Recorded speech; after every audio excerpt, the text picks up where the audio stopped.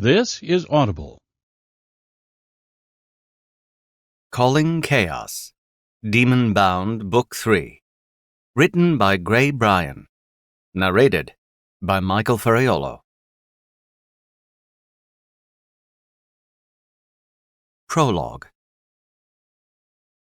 Chaos was bored. Bored.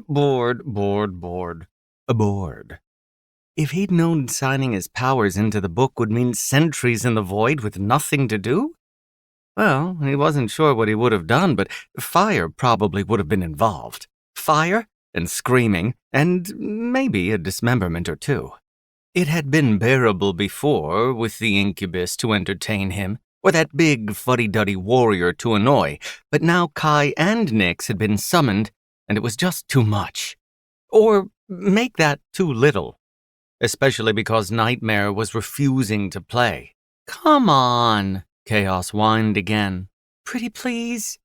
Nightmare's white eyes flashed in the darkness of the cave, their eerie glow the only sign that he was getting truly annoyed. "No, I gave you what you wished for yesterday. Leave me alone, little demon." Usually, Chaos would have been pleased.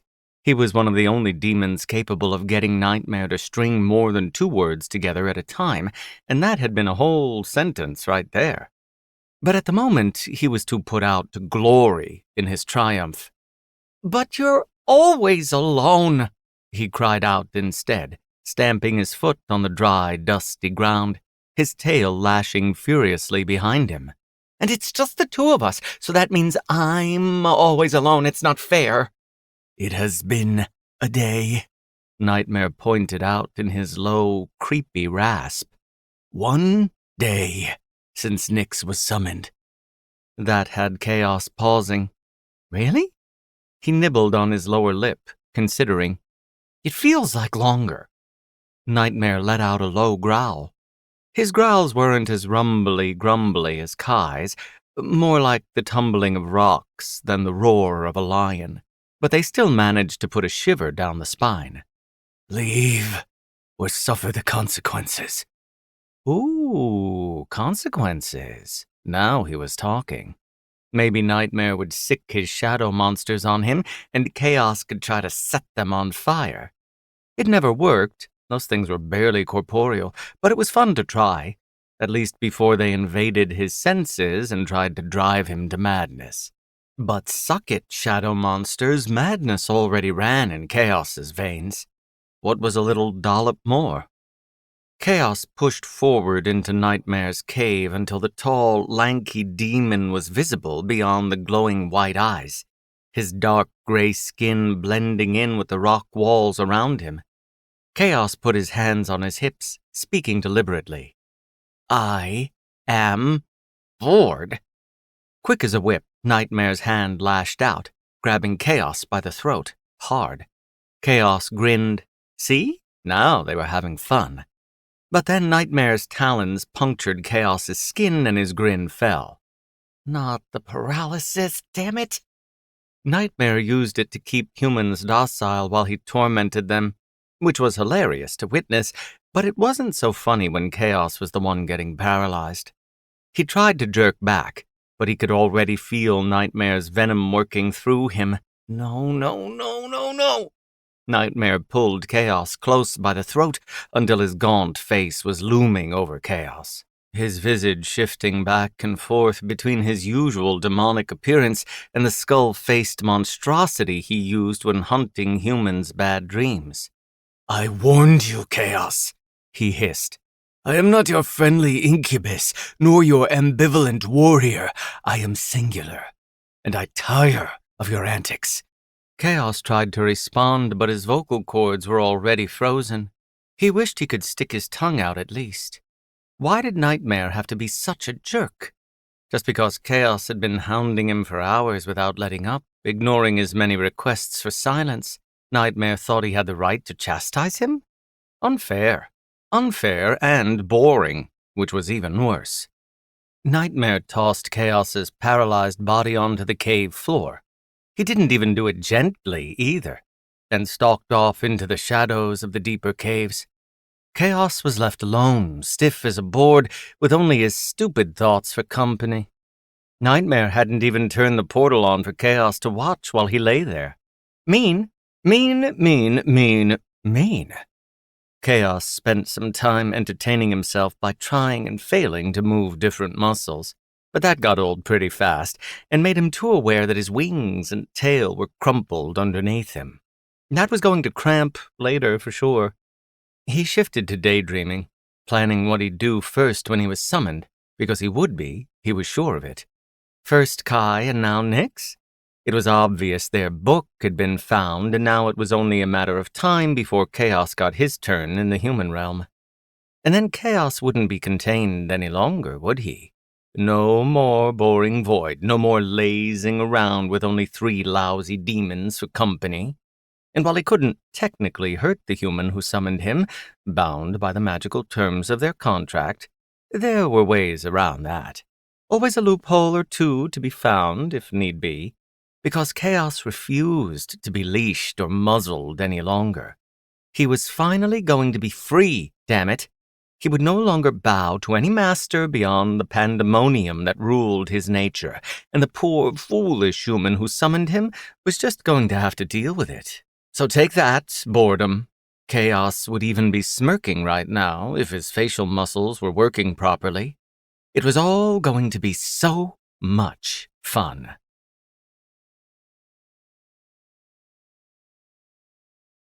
Chapter 1.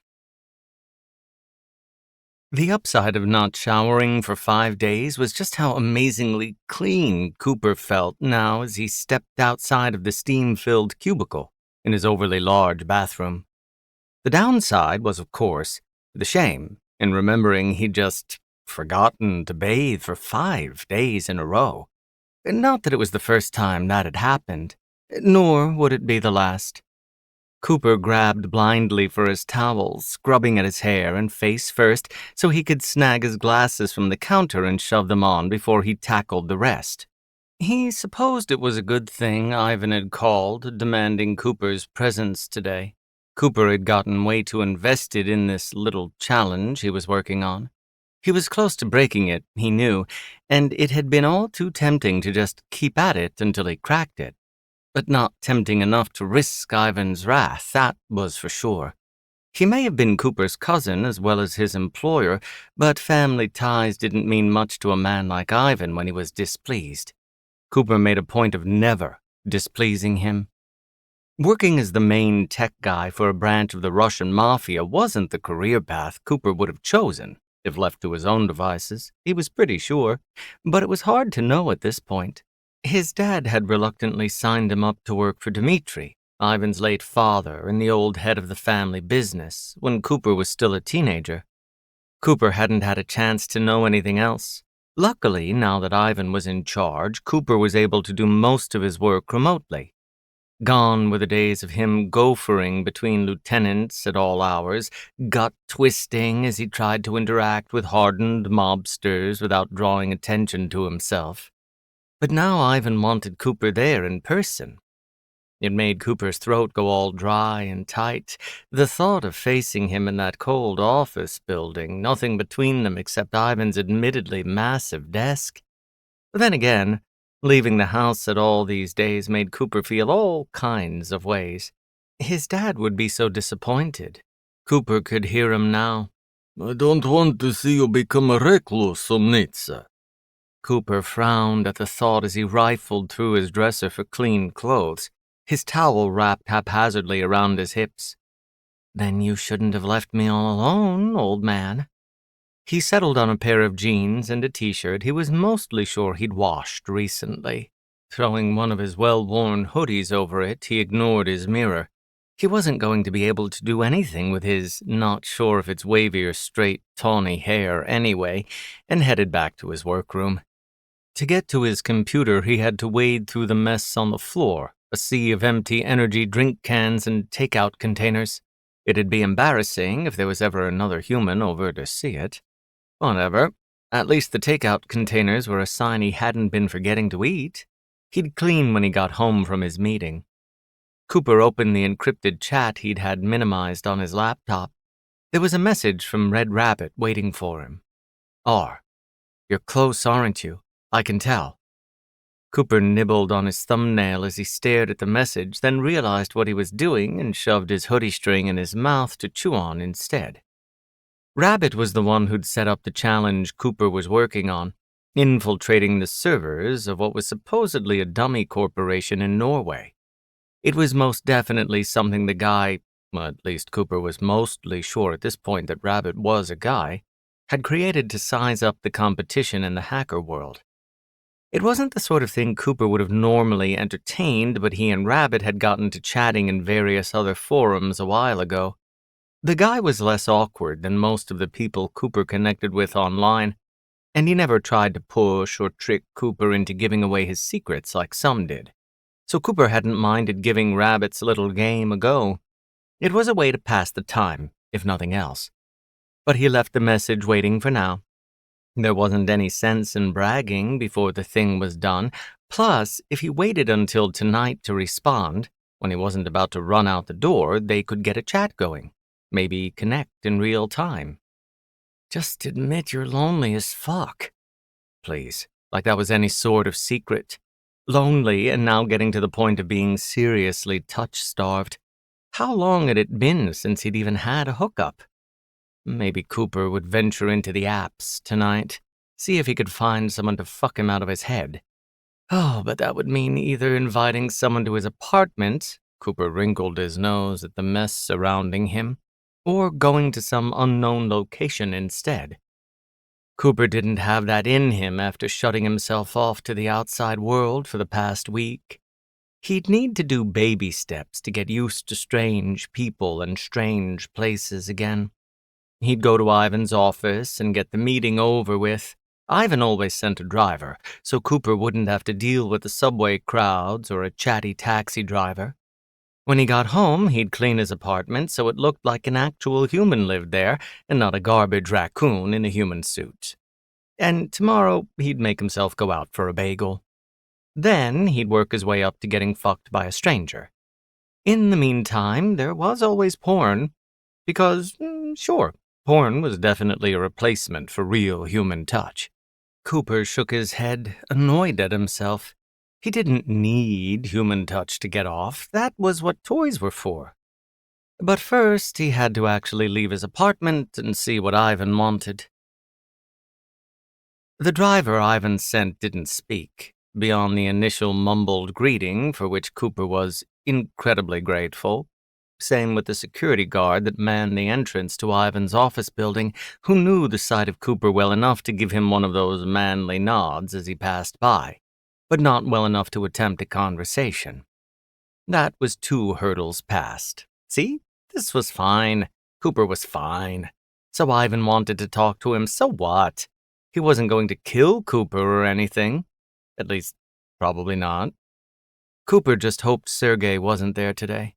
Ivan's right-hand man was a mean, scary asshole in the same way Ivan's father, Dmitri, had been. Sergei seemed to think Cooper mainly played video games on the family's dime, and he loved to let him know how much that idea pissed him off, which was only half true. Cooper did play a lot of video games, but he did work stuff too, when Ivan remembered to give him any to do, and part of the reason Cooper didn't want to catch sight of Sergei today was the work Ivan had asked him to do after Sasha's stabbing by a rival family 2 months ago. Cooper had been tasked to look into Sergei's finances that were definitely not on the up and up. Sergei was taking money from someone who wasn't Ivan. He hid it well, but not nearly well enough, given Cooper's skills. Ivan had shattered a full bottle of vodka by throwing it at the wall when Cooper had told him. Cooper was hoping for less broken glass this visit. He pressed the elevator button, fiddling with his hoodie strings and repeatedly reminding himself not to put them in his mouth when in public. Going up? Cooper didn't jump exactly, but it was a near thing. He shot a startled glance to the right, clocking the bearer of the smooth, flirty voice. No big deal. Just an inhumanly beautiful man with long, wavy red hair and a high ponytail now standing next to him. One who apparently moved like a ninja, since Cooper hadn't heard him coming. He saw the guy do a double take as he caught sight of Cooper's eyes. Cooper was used to people staring. He'd been born with heterochromia, with one brown eye and one green. He didn't like the extra attention it brought him. Hated it with a fucking passion, really. But it was hard to mind as much because this guy had freaky eyes, too.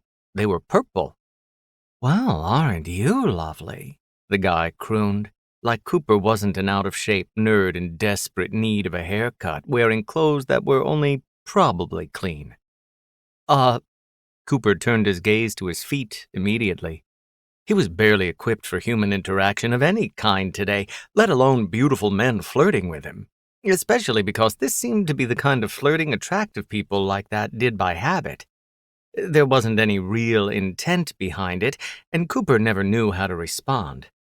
What would it be like to be effortlessly charming like that? Cooper wouldn't have to be trawling through apps for dick. He knew that much. They got into the elevator together, and Cooper did his best to breathe normally, trapped in the small space with a stranger. How did someone breathe normally? Like 2 seconds in, 2 seconds out? He'd forgotten somehow, but he hoped he was doing it right. What was a guy like this doing at Ivan's office anyway? He was dressed in a flouncy blouse and extremely tight leather pants, and had just been openly flirtatious with another man. Basically, the opposite sort of presence Ivan usually allowed at his side. Cooper could see the guy being Sasha's friend. Cooper's other cousin had always ventured toward the flamboyant. Those few instances he'd been able to get away with it, but not Ivan's. There wasn't time to dwell on it, though, not when Cooper was about to face Ivan himself. He headed straight out of the elevator toward Ivan's office, the only occupied room on the floor, glancing behind his shoulder every now and then to confirm the stranger really was going to the same destination. At the last minute, the guy slid in front of him to enter the office first, announcing to Ivan, "You have a visitor."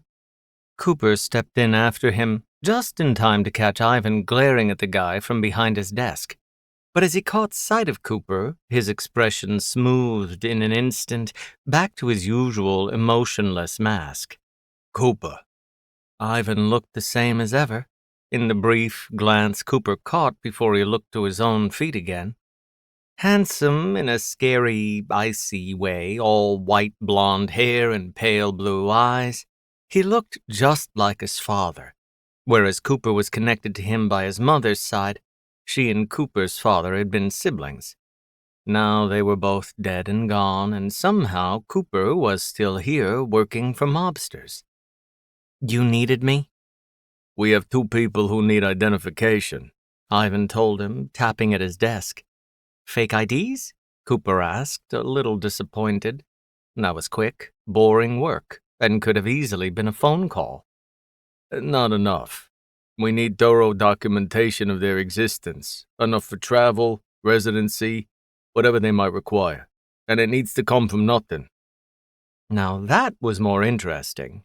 A lot of paperwork was required to create a whole legal human out of nothing. Cooper looked up from his feet. "Social security cards, even?" Ivan nodded at him. "Can you do it?" Sure." Of course he could. Cooper nibbled at his lip, already going through the logistics in his head. "I need approximate ages," he told Ivan. "Photos." "I can get you those." Ivan pushed a fat stack of old-fashioned ledgers on his desk toward Cooper. "And I need these digitized." There was the boring, busy work he'd feared. But Cooper didn't mind so much now. Creating the false identities would be kind of fun, at least. And he needed to earn his spacious apartment and ample salary somehow. He stepped forward to the side of the desk and gathered the ledgers. He was startled to find the pretty stranger at his side in the next instant, knocking his hip against an open desk drawer Cooper had missed, revealing another book. "You missed one." Thank you." Cooper grabbed for the thing blindly, trying not to flinch at the stranger's close proximity.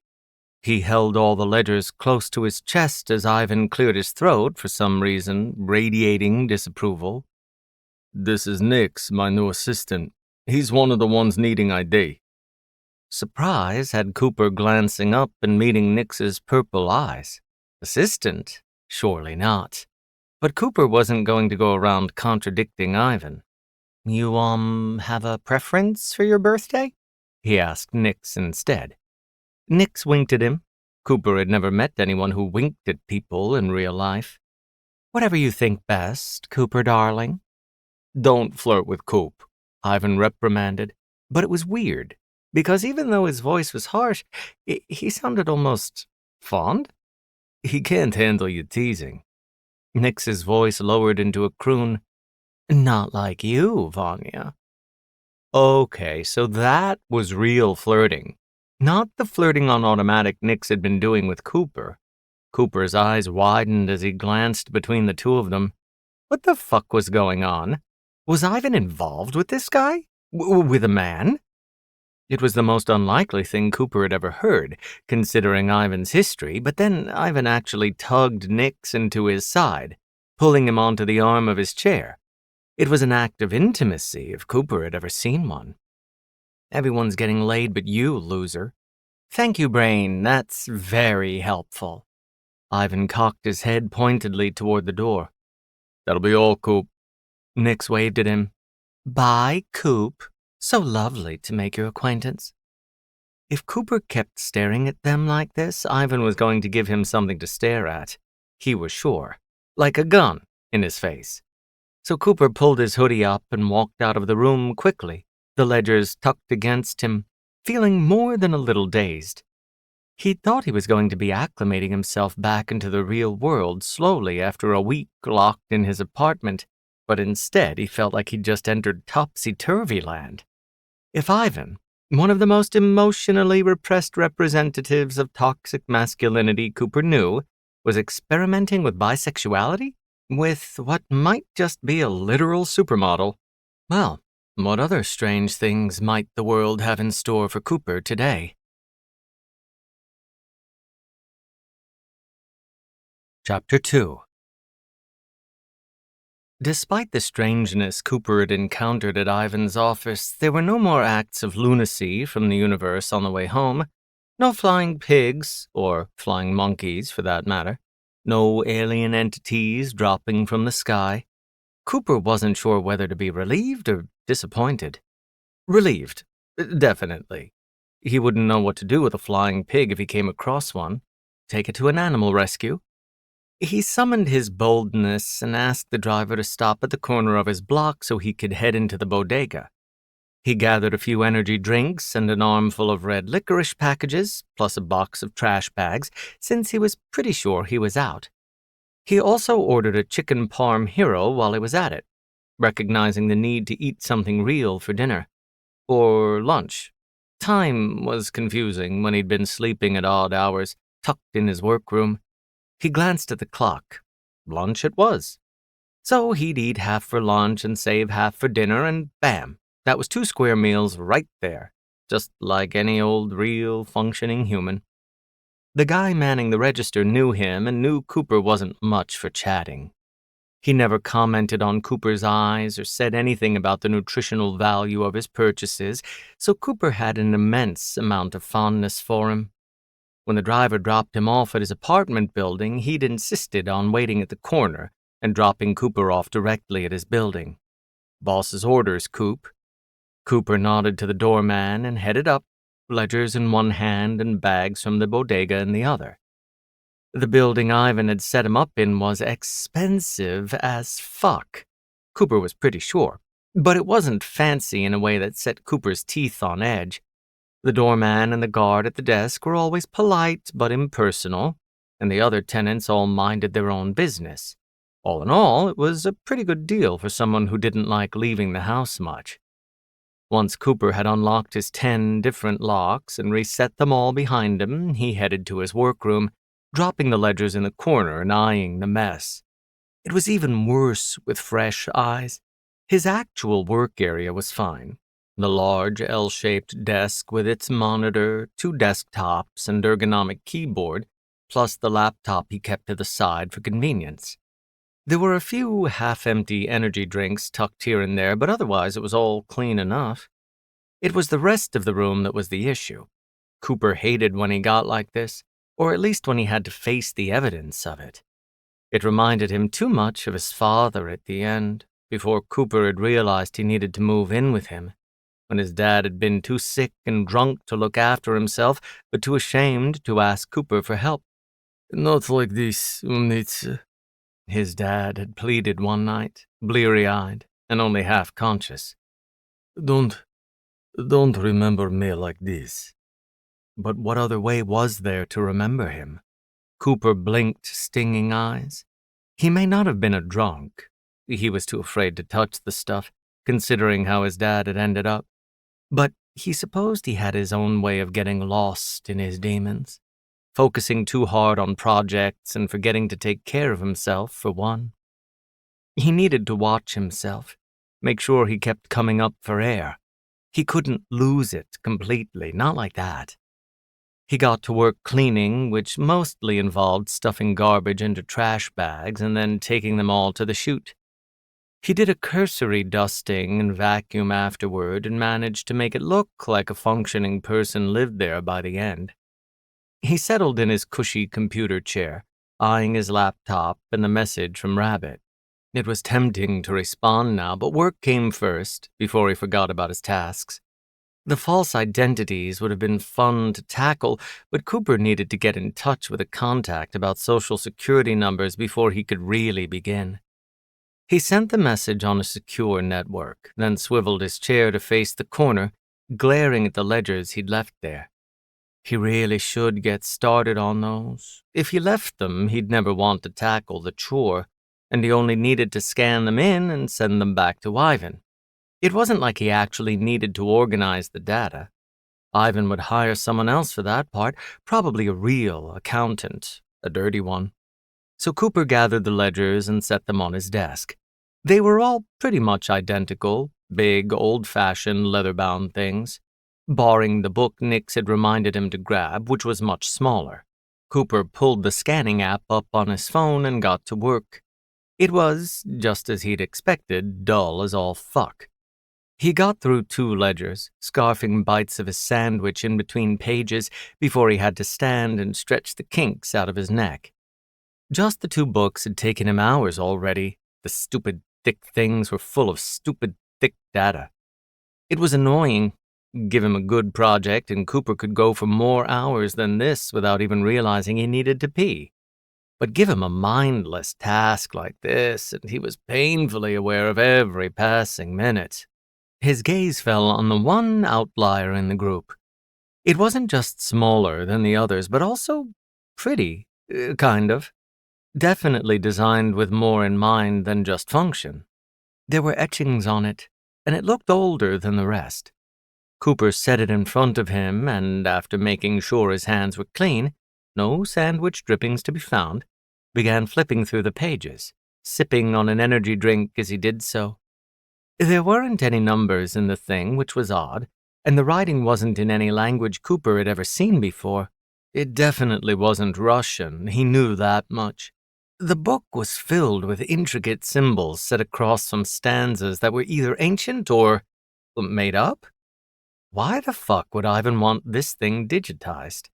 Was this some black market artifact he was hoping to sell? It wasn't like he needed the extra cash. Either way, the symbols were cool to look at. At least it gave Cooper something different to stare at for a while, and it was, maybe 100 pages? He could get through it fast, no problem. Then he'd reward himself with a break. It wasn't like Ivan had given him a deadline with these things. It was only that Cooper knew if he didn't tackle them now, he'd forget they existed when more interesting tasks came along. He got through the first 50 or so symbols without issue, but then he stopped. The symbol he'd just revealed was interesting. They were all cool-looking, really, and Cooper wasn't exactly sure why this one was more entrancing than the others. Maybe the color? It was a bright golden yellow, and the symbol was a mess of swirling loops, the kind of thing where the eye couldn't tell where one line ended and the next began. The longer Cooper's gaze settled on it, the more it seemed to almost move.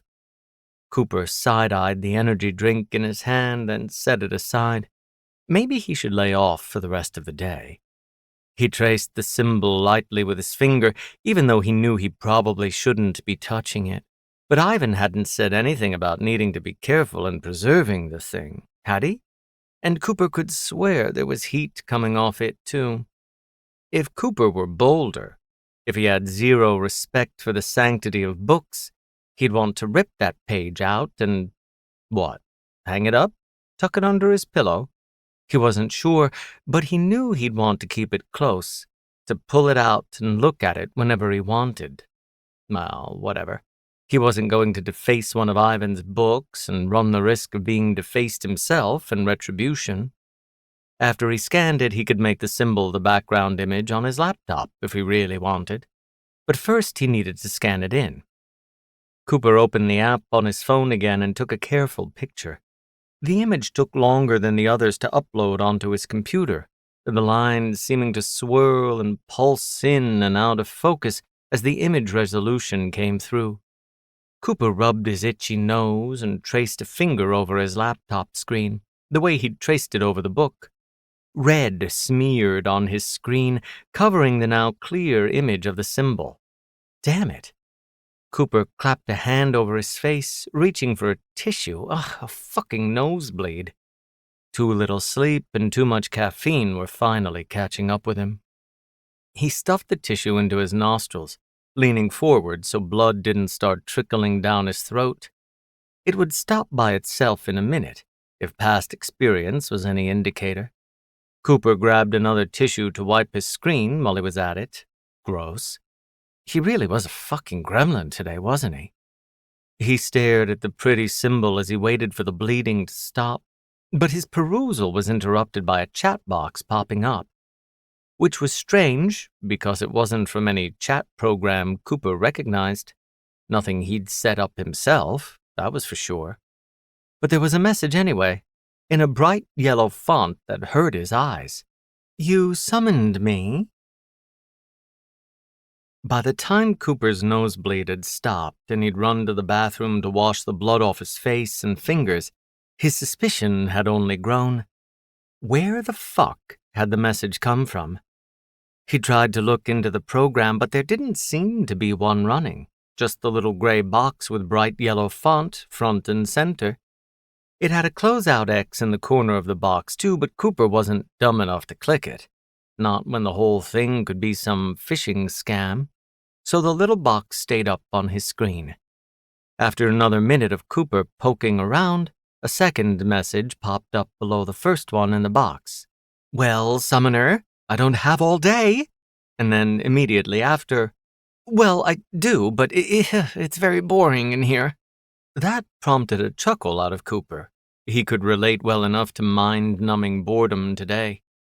He should leave it alone, but he was curious, and Cooper wasn't stupid enough to click on any unfamiliar links or to send any personal info.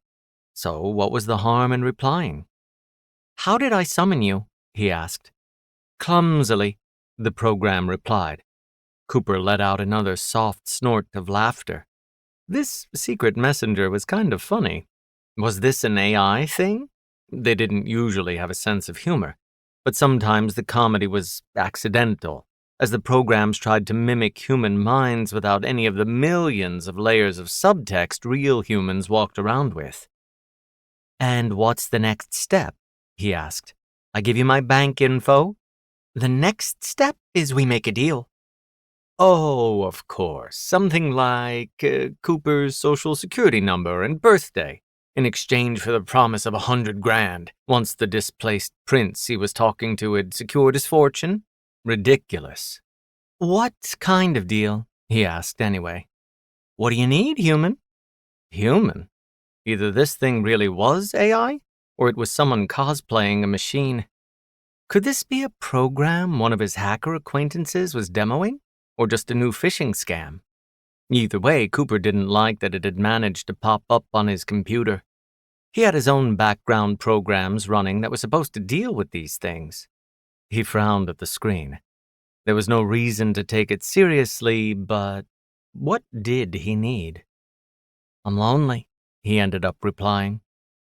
Now he could only hope there wasn't a real human on the other end of this conversation. If this was any of the hackers in his circle messing with him, he'd just embarrassed himself horribly. Although it wasn't like any of those fuckers could claim they weren't lonely as hell, too. "You wish for a bed servant?" the program asked. Cooper stared at the screen. Well, damn. He shifted in his chair. That was kind of a kinky reply for an AI bot, wasn't it? Was this about to turn into old-fashioned cybersex? He giggled, a touch of hysteria in the sound. "I don't think those are exactly legal these days," he typed. "I am not bound by the laws of man." Okay, then. Cooper cocked his head, considering. He thought of some muscle-bound dude wearing a jockstrap and a leather harness, maybe? Was that what a modern-day bed servant would wear? Anyway, some muscle-bound dude wearing something revealing, kneeling at Cooper's feet, following his every order. Cooper wrinkled his nose. That didn't really do it for him, did it? "I think I'd rather just have a friend." He regretted it as soon as he typed it. It was too raw, too real. It was like he was completely disconnected from humanity. He had friends on the internet, other hackers he'd connected with, although never in person. Some of them even lived in New York, he was pretty sure. But Cooper didn't have anyone in the real world these days.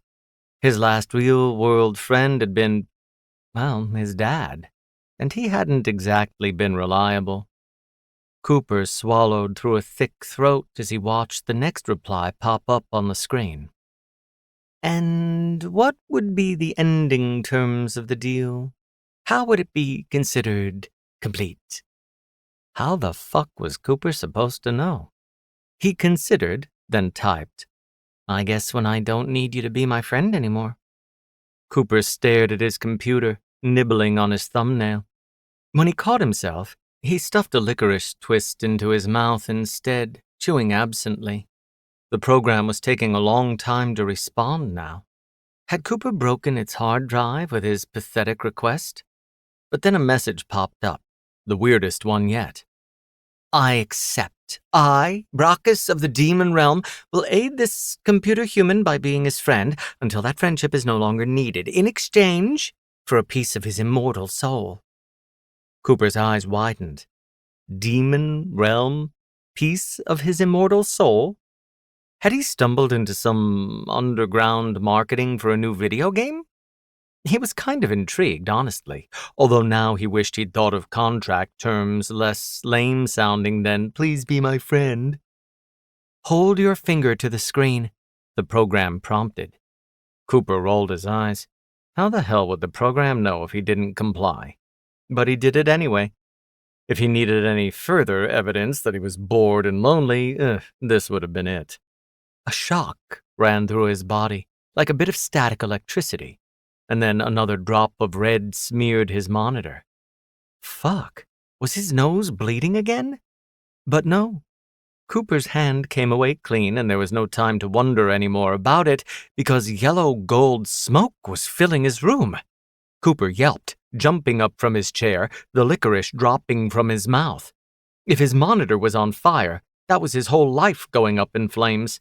But the smoke was coming from the floor, not his computer, and it wasn't the color of ordinary smoke anyway. And Cooper would swear he could hear high-pitched giggling coming from somewhere. This was it.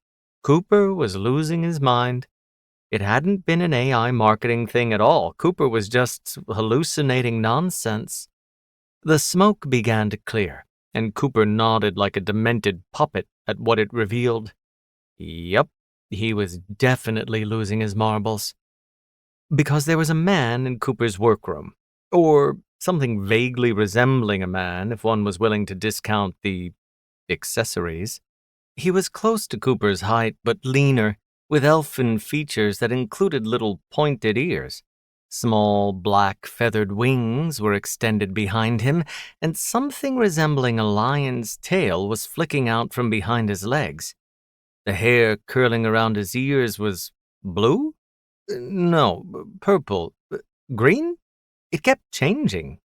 And his eyes. You have a fox's eyes, Cooper said dumbly, the words coming out slurred as his vision dimmed around the edges. His knees were no longer doing what knees were supposed to do either. Mainly, keep him standing. And then, everything went black. Chapter 3. Cooper woke up on the hard ground. Or not ground, but hardwood floor? Either way, it was unusual for him. Not that this would be the first time he'd fallen asleep out of his bed, but he usually at least managed to pass out in his computer chair. He needed to take better care of himself, didn't he? This was definitely a sign. He blinked up at the ceiling for another few moments, eyeing a watermark he'd never noticed before, then turned his head to the left. There was a fox looking back at him, except that wasn't right.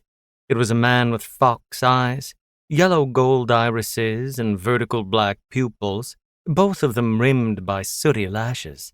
So strange, but pretty, if Cooper ignored the uncanny aspect of them. You're awake. With a bit of effort, Cooper managed to respond with a garbled, "Guh." The little man who'd appeared in Cooper's living room cocked his head. Technically, Cooper wasn't sure he should be calling him little. He wasn't much smaller than Cooper himself. But Cooper's perspective on size had probably been skewed by spending so much time with mobsters. Not awake for long, though, I don't think. Was that supposed to be some kind of threat? Cooper should be afraid, maybe, but he already knew what was going on here, so it was hard to be too alarmed. The little man wasn't real, neither were his freaky, foxy eyes. Cooper was clearly having a psychotic break. The sleeping at all hours, staring at screens for days on end, overdoing the caffeine and sugar, all the things his father had once warned him about, were catching up to him. He wasn't sure why they were catching up to him like this, exactly. An imaginary man, or maybe monster, what with the wings and the tail and all, whose face looked like a little elf, but whose aura held an unmistakable air of, beware, danger here. But Cooper supposed one didn't get to choose one's hallucinations, did they? And maybe he should be more concerned that he was losing his mind, but it was an actionable thing. He didn't have any family history of mental illness he was aware of. He probably just needed to take himself to the hospital and let the doctors fix him. Maybe all it would take was some IV hydration and a short run on antipsychotics to tide him over until his brain rewired. This was all fine, totally fine. Your eyes are different colors, the little man monster told him. Oh, come on. Even his hallucinations had to comment on his heterochromia. Was his brain really that unoriginal? A very auspicious sign. Cooper blinked. Well, okay, that was new. He'd never been called auspicious before. He rose slowly onto his elbows, groaning at the stiffness in his muscles. The man-monster, or demon, if Cooper wanted to stick to the lore his mind had created before he'd passed out, was crouched on his haunches next to him, like a gargoyle or maybe one of the flying monkeys from The Wizard of Oz. He was staring at Cooper, unblinking, like Cooper was the strange sight in this room. His clothes were a loose, brown matching set of pants and long-sleeved shirt that reminded Cooper of something a cult member would be given. You don't speak much, do you? The demon asked, his tone making it unclear whether he felt any which way about that. He wasn't wearing shoes, Cooper noted. Cooper shook his head, looking around the room to see if there were any other imaginary surprises. How long was I out? Instead of answering, the demon shuffled closer, and Cooper held his breath, frozen there on his elbows, his legs sprawled out in front of him. He knew this demon wasn't real, but he couldn't help the feeling, the little raised hairs on the back of his neck, that said a predator was in his apartment and that he could pounce at any moment. Yes, lovely eyes, the demon murmured, peering closely at Cooper's face. And so clever to cover them. he said, indicating Cooper's glasses. He held up 2 taloned fingers, bending them into claws. So no one can poke them out? Actually, Cooper cleared his throat. The demon had never answered his question, but judging by the light coming through his window, Cooper hadn't been out for too long. He just felt kind of wrecked for some reason. A side effect of breaking with reality, perhaps. I need my glasses to see. The demon lowered his clawed fingers. To see what? Everything? Can you see under my skin? The demon asked, leaning back on his haunches and sounding completely delighted by the idea. To my very bones? What in the actual fuck was Cooper's brain coming up with right now? He gave a nervous laugh. No, not to your bones, just what everyone else sees. That's silly. No 2 people see exactly the same thing. The little demon sighed. Oh, you're not very wise, not very strong, he added, indicating Cooper's position on the floor. What need do you even have for a demon? None. I didn't mean to summon one. And as soon as I get the right medication, you'll be right back where you came from. Cooper didn't add. He didn't think the imaginary demon would appreciate it. The demon's lips pulled into a mischievous smirk. I tricked you a bit, didn't I? He tilted his chin at Cooper's desk and the computers there. Being summoned into the machine was very strange. So many 1s and 0s. Cooper huffed out a laugh. Now that he wasn't holding his breath, he realized the demon smelled good, like a mellower, sweeter version of campfire smoke. His hallucination had an olfactory component too, apparently. His brain had really gone all out. Do you have a name? He asked. He supposed he could just make one up, but that seemed kind of rude, even if the demon was imaginary. All creatures have a name. Cooper laughed again. Yeah, but what's yours? Most call me Chaos. It wasn't a straightforward answer. Because it's your name? Cooper prodded. My name is... The demon bit at his lip in a way that made it seem like he was trying not to smile. Beelzebub. Whatever he saw on Cooper's face, he stopped hiding the smile and cackled delightedly. No, silly, he said between chortles. Did you really think I'm the devil? That was a joke. Oh, it's Brockus. That's my name. Which do you prefer, Chaos or Brockus? The demon shrugged, his cackles dying down. Oh, try either, or both, or neither. How helpful. The demon's eyes gleamed, and he shuffled even closer. His clawed foot was touching Cooper's hip now, and his smoky scent was making Cooper a little dizzy. Cooper didn't close his eyes, though. He didn't even dare blink. He'd stick with calling him Chaos for now. It seemed fitting, somehow. What do they call you, computer human? Chaos asked in a low murmur. Cooper, or Coop, Cooper told him, giving him the nickname most of his family used. Chaos made a face. Like a chicken coop? Chaos shook his head, clucking his tongue. I can't go around calling you chicken coop. I didn't ask you to? I'll have to think on it. Chaos leaned forward, and then he was sniffing Cooper? Are you frightened of me? He asked, and then said immediately, Don't lie. I can smell it on you. Then why did you even ask? Cooper wanted to say, but he held his tongue. He didn't think this little menace his mind had created would take kindly to sass. A little, he admitted instead. Then maybe you are a little wise, Chaos said, holding his thumb and forefinger slightly apart to show just how little he thought Cooper's wisdom was. He started swiveling his head, finally looking around the room instead of focusing all that intense attention on Cooper. Well, that was enough of that, wasn't it? Cooper dug his phone out of his pants pocket. He needed to call the hospital now. An ambulance might be overkill, but he wasn't sure he could make it there on his own at the moment, given how vivid this hallucination was. But before he could dial, his phone rang in his hand. Chaos's eyes darted to it immediately. Your cellular telephone is yelling at you. It's ringing, yes. And it was Jace calling. Cooper's stomach twisted. Jace was one of the more tolerable of Ivan's lieutenants, but he didn't usually just call Cooper up out of the blue. This wasn't a good sign. Or was this part of the hallucination? Losing his mind was confusing. Cooper picked up anyway. Hello? Cooper? Jace sounded harried. You at home? Yeah? Jace let out what sounded like a sigh of relief. Okay, stay there. Boss has been shot at. Ivan had been shot? Cooper couldn't imagine it. The guy was paranoid as all hell, never letting an enemy weapon within 100 feet of him. Is he okay? Yeah, it hit his new, assistant. The pretty man with the purple eyes. Nix was shot? Chaos let out a strange little growl. When Cooper looked at him, his eyes were, well, they had like flames dancing in them. Holy fuck, that was unsettling. Jace made a sound and Cooper turned his attention back to his phone. He should focus on reality, not imaginary demons and their imaginary fire eyes. Is Nix okay then?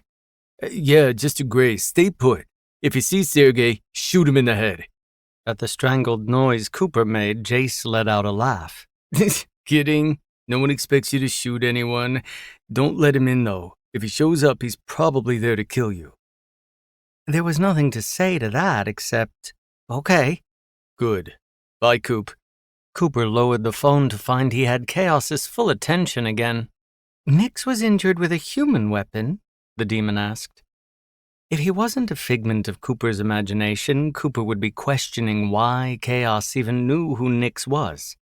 Not seriously, it doesn't sound like. Chaos plucked the phone out of Cooper's fingers. I'll take this. Cooper blinked at him. I need that, actually, to call the hospital. For Nix? Chaos asked absently, stowing the phone somewhere in his loose brown pants with the deft fingers of a pickpocket. Cooper supposed he was a pickpocket. He'd just stolen Cooper's phone. That would be useless. For me, Cooper told him. The hospital's for me, because you're not real? He wasn't sure why it came out like a question. I'm not? Chaos looked down at his hands. Well, that would be a surprise. He reached up, placing one of his hands on Cooper's cheek. Heat. So much heat. The warmth of his touch was almost shocking.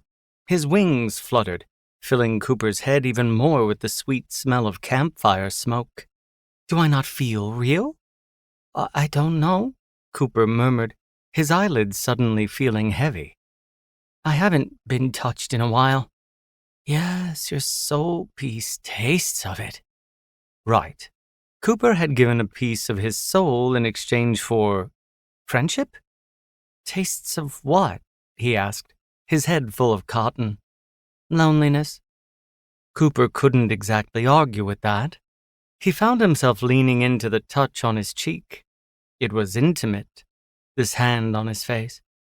He could even feel Chaos's breath puffing gently against his lips. Was this hallucination about to turn into some kind of sex dream? Cooper wasn't sure how he felt about that. It would be embarrassing to admit to the doctors later, but apparently that wasn't something he needed to worry about. Chaos withdrew his hand after a moment. Would this help convince you? He asked, and then Cooper's computer monitor was on fire. Even with his certainty that none of this was real and the ample backups he kept of his work, Cooper couldn't help jumping to his feet in alarm. He wasn't sure where he got the strength, but maybe it was one of those weird adrenaline things, like how mothers lifted cars off their babies.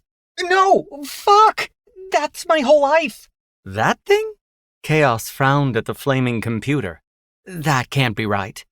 But the flames disappeared in the next moment, as quickly as they'd appeared in the first place, and there was no sign of damage.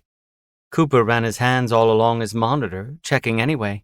It didn't even feel warm. It kind of had the opposite effect of convincing him this was all real, actually. Puppy. Cooper turned to look back at Chaos with a frown. What? That's the animal humans get, Chaos said, his eerie fox eyes latched onto Cooper's face. To keep and to care for. Cooper ran a hand through his hair before pressing it hard against his forehead. Sometimes, sure, some do. What? Okay, puppy. Chaos grinned, the picture of delight as his tail swished behind him. That's what I'll call you. You think I'm a pet? Didn't I? If I summoned you and made a contract for my soul and everything, aren't I supposed to be the one in charge of you? Chaos's tail stopped its rhythmic movement. His whole body went still, and that air of danger Cooper had almost forgotten about, even with the flames, returned in an instant. You think to order me about? Chaos asked softly. Command me? Contain me? No. Cooper shook his head vehemently, resisting the urge to back away.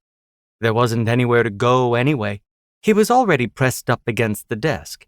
It was tempting to crawl under the desk, his hind brain recognizing there was danger in the air. No commanding. A puppy's fine. Call me whatever the fuck you want. Chaos brightened, that eerie stillness dissipating in an instant. Perfect, because you're about to pass out again, and I'll be going exploring, so you be a good puppy and stay here when you wake. No running off without me to protect you. Sounds like you have enemies. I approve. Enemies are very exciting. Cooper could only focus on the part that made any sort of sense. I'm about to pass out again? Yes. Chaos nodded eagerly. A contract takes it out of a human, and like I said, I don't believe you were in peak physical condition to start with. Well, ouch. It wasn't like Cooper thought he was the finest specimen of man out there, but he swayed on his feet. Maybe the passing out part was right. Still, you don't have to be rude about it. Was that rude? Chaos cocked his head, considering. I don't think it was. I didn't say you were displeasing. I like your features. They are, in fact, quite pleasing to the eyes, and your scent pleases the nose. He shuffled forward on his haunches. I think I'd like to nibble your fingers even, but I might accidentally take one off, so I'll refrain. Come to think of it, Chaos did have awfully sharp teeth. Standing straight was suddenly an extreme challenge. I'm going to pass out now, Cooper confirmed. I'll catch you. Cooper's brow furrowed as his vision once again went dim around the edges. You're kinda dainty, though. Chaos kept up his strange, shuffling approach. I'm stronger than I look. Go to sleep, puppy. I'll do my best to be back before you wake. Cooper wanted to tell him that when he woke up, this whole imagined scenario would probably be over. But his eyes were already falling shut, the world falling dark. Again. Chapter 4. Chaos stared down at the human who'd summoned him. He had lowered him oh so very gently onto the floor after he'd collapsed. Chaos hadn't even dropped the human's head to hear the crack. He was already taking such good care of his puppy. The slumbering human wasn't at all like Chaos's usual summoners, who were more often than not wild, brutish men, hungry for power, or mayhem, or both. Why else would one summon a chaos demon? The reward had to be worth the risk. This summoner, though, was slight and fearful, with a quiet voice and soft hands. His delicacy was actually a bit disturbing. Chaos would need to pay attention to keep him protected.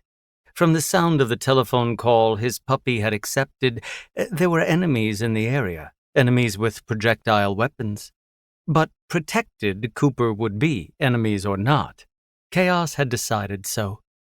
He'd been all ready to snap his teeth and threaten to bite his summoner's face off, show them who the real boss of this arrangement would be. But Cooper clearly wasn't the megalomaniac Chaos had been prepared to subdue. His soul piece was soft and sad and tired. Chaos couldn't stop prodding at the little niblet in his chest, wishing he could take the piece out and study it. How did one so young become so sad and lonely?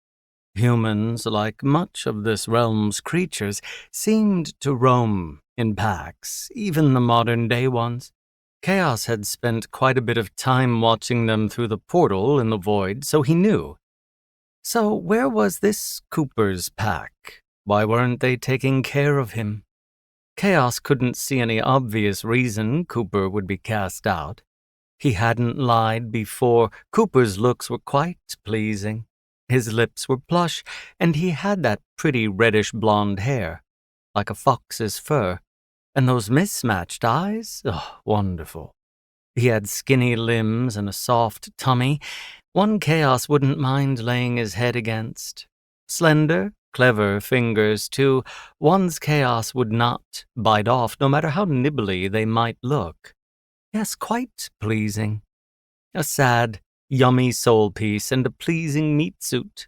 So why all alone? It would have to be a mystery for later. For now, Chaos wanted to explore. He wasn't going to stick in one place while he waited for this new puppy of his to rouse. Who knew how long that would take?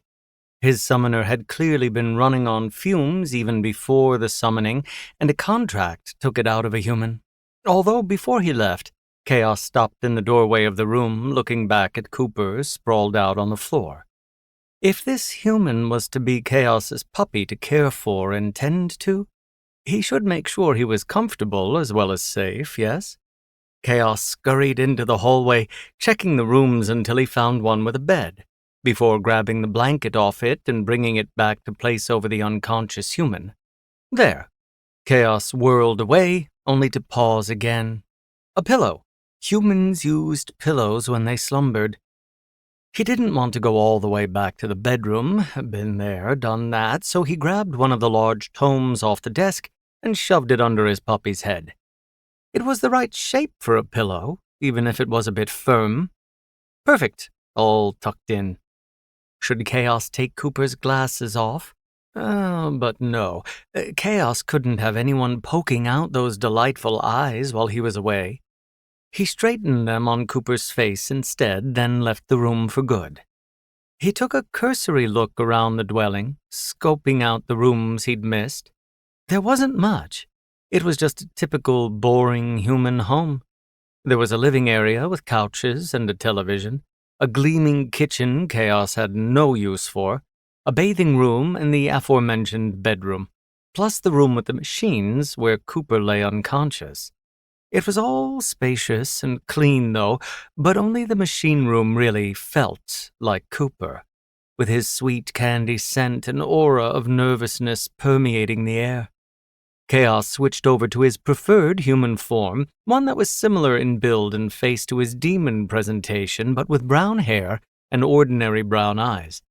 It was funny to be so ordinary, wasn't it? No wings or tail, not even a little stubby one poking out the back of his pants. Speaking of clothes, the modern world had too many to choose from, and Chaos wasn't interested in human fashion the way Nyx was, so he copied what his summoner was wearing, dressing in sweatpants and a matching hoodie. If he wanted, he could scrunch the hoodie strings tight, so only the tip of his nose was poking out of the little circle the hood made. Hilarious. Chaos headed out the front door to find himself in another hallway, one with doors with little numbers hanging off them. He knew what this was, an apartment building. Those doors were other apartments with other humans living in them. Were they all the same? Maybe. Or maybe one of Cooper's neighbors had a disco ballroom and a creepy clown funhouse. Wouldn't that be interesting? Now Chaos was curious, and he was never one to ignore a curiosity. There were 4 doors on this floor, including Cooper's. The first 2 Chaos knocked on. How polite was he, knocking on the door? No one answered. Rude. But at the last door, a woman opened up. She had artificially light hair and lovely wrinkles, on her face at least. There wasn't a wrinkle to be found on her clothes, stiff and starched as they were. Did she not move in them? Perhaps she stood there, as still as a doll on the other side of the door all day to keep them pristine. She looked down her nose at Chaos, keeping the door open only a crack. "Can I help you?" Chaos tried to peer around her, standing on his toes when he wasn't able to see much. She had shoes on her feet with pointy bottoms that gave her added weight. "I want to see inside," he finally told her, pushing at her arm so she'd move aside. Who the hell? Chaos was bored of the doorway now. He ducked under her arm and went inside. The lady started yelling, following after him, so Chaos waved a hand, securing her inside a ring of fire to keep her contained. That made her yell louder, which was kind of fun. The apartment, though, was less fun. There was no disco ballroom, no creepy fun house with a murderous clown. The rooms were the same as Cooper's, just with more stuff. There were things on the walls and things on shelves. Why didn't Cooper have more things? Not that he should emulate this, exactly. These specific things were ugly and boring. Why was every item either white or beige? But surely there were more exciting things to decorate with. Oops. Now Chaos had thought things too many times and the word had lost all meaning. Things. He left the apartment and the yelling woman behind, releasing her from the fire at the last minute. She yelled after him some more, something about calling the police. He hadn't even singed her, so he wasn't sure what she was so annoyed about. Maybe she'd wrinkled her clothes trying to escape the fire. The police could be interesting, though. He'd never been attacked with modern weapons before. It sounded exciting.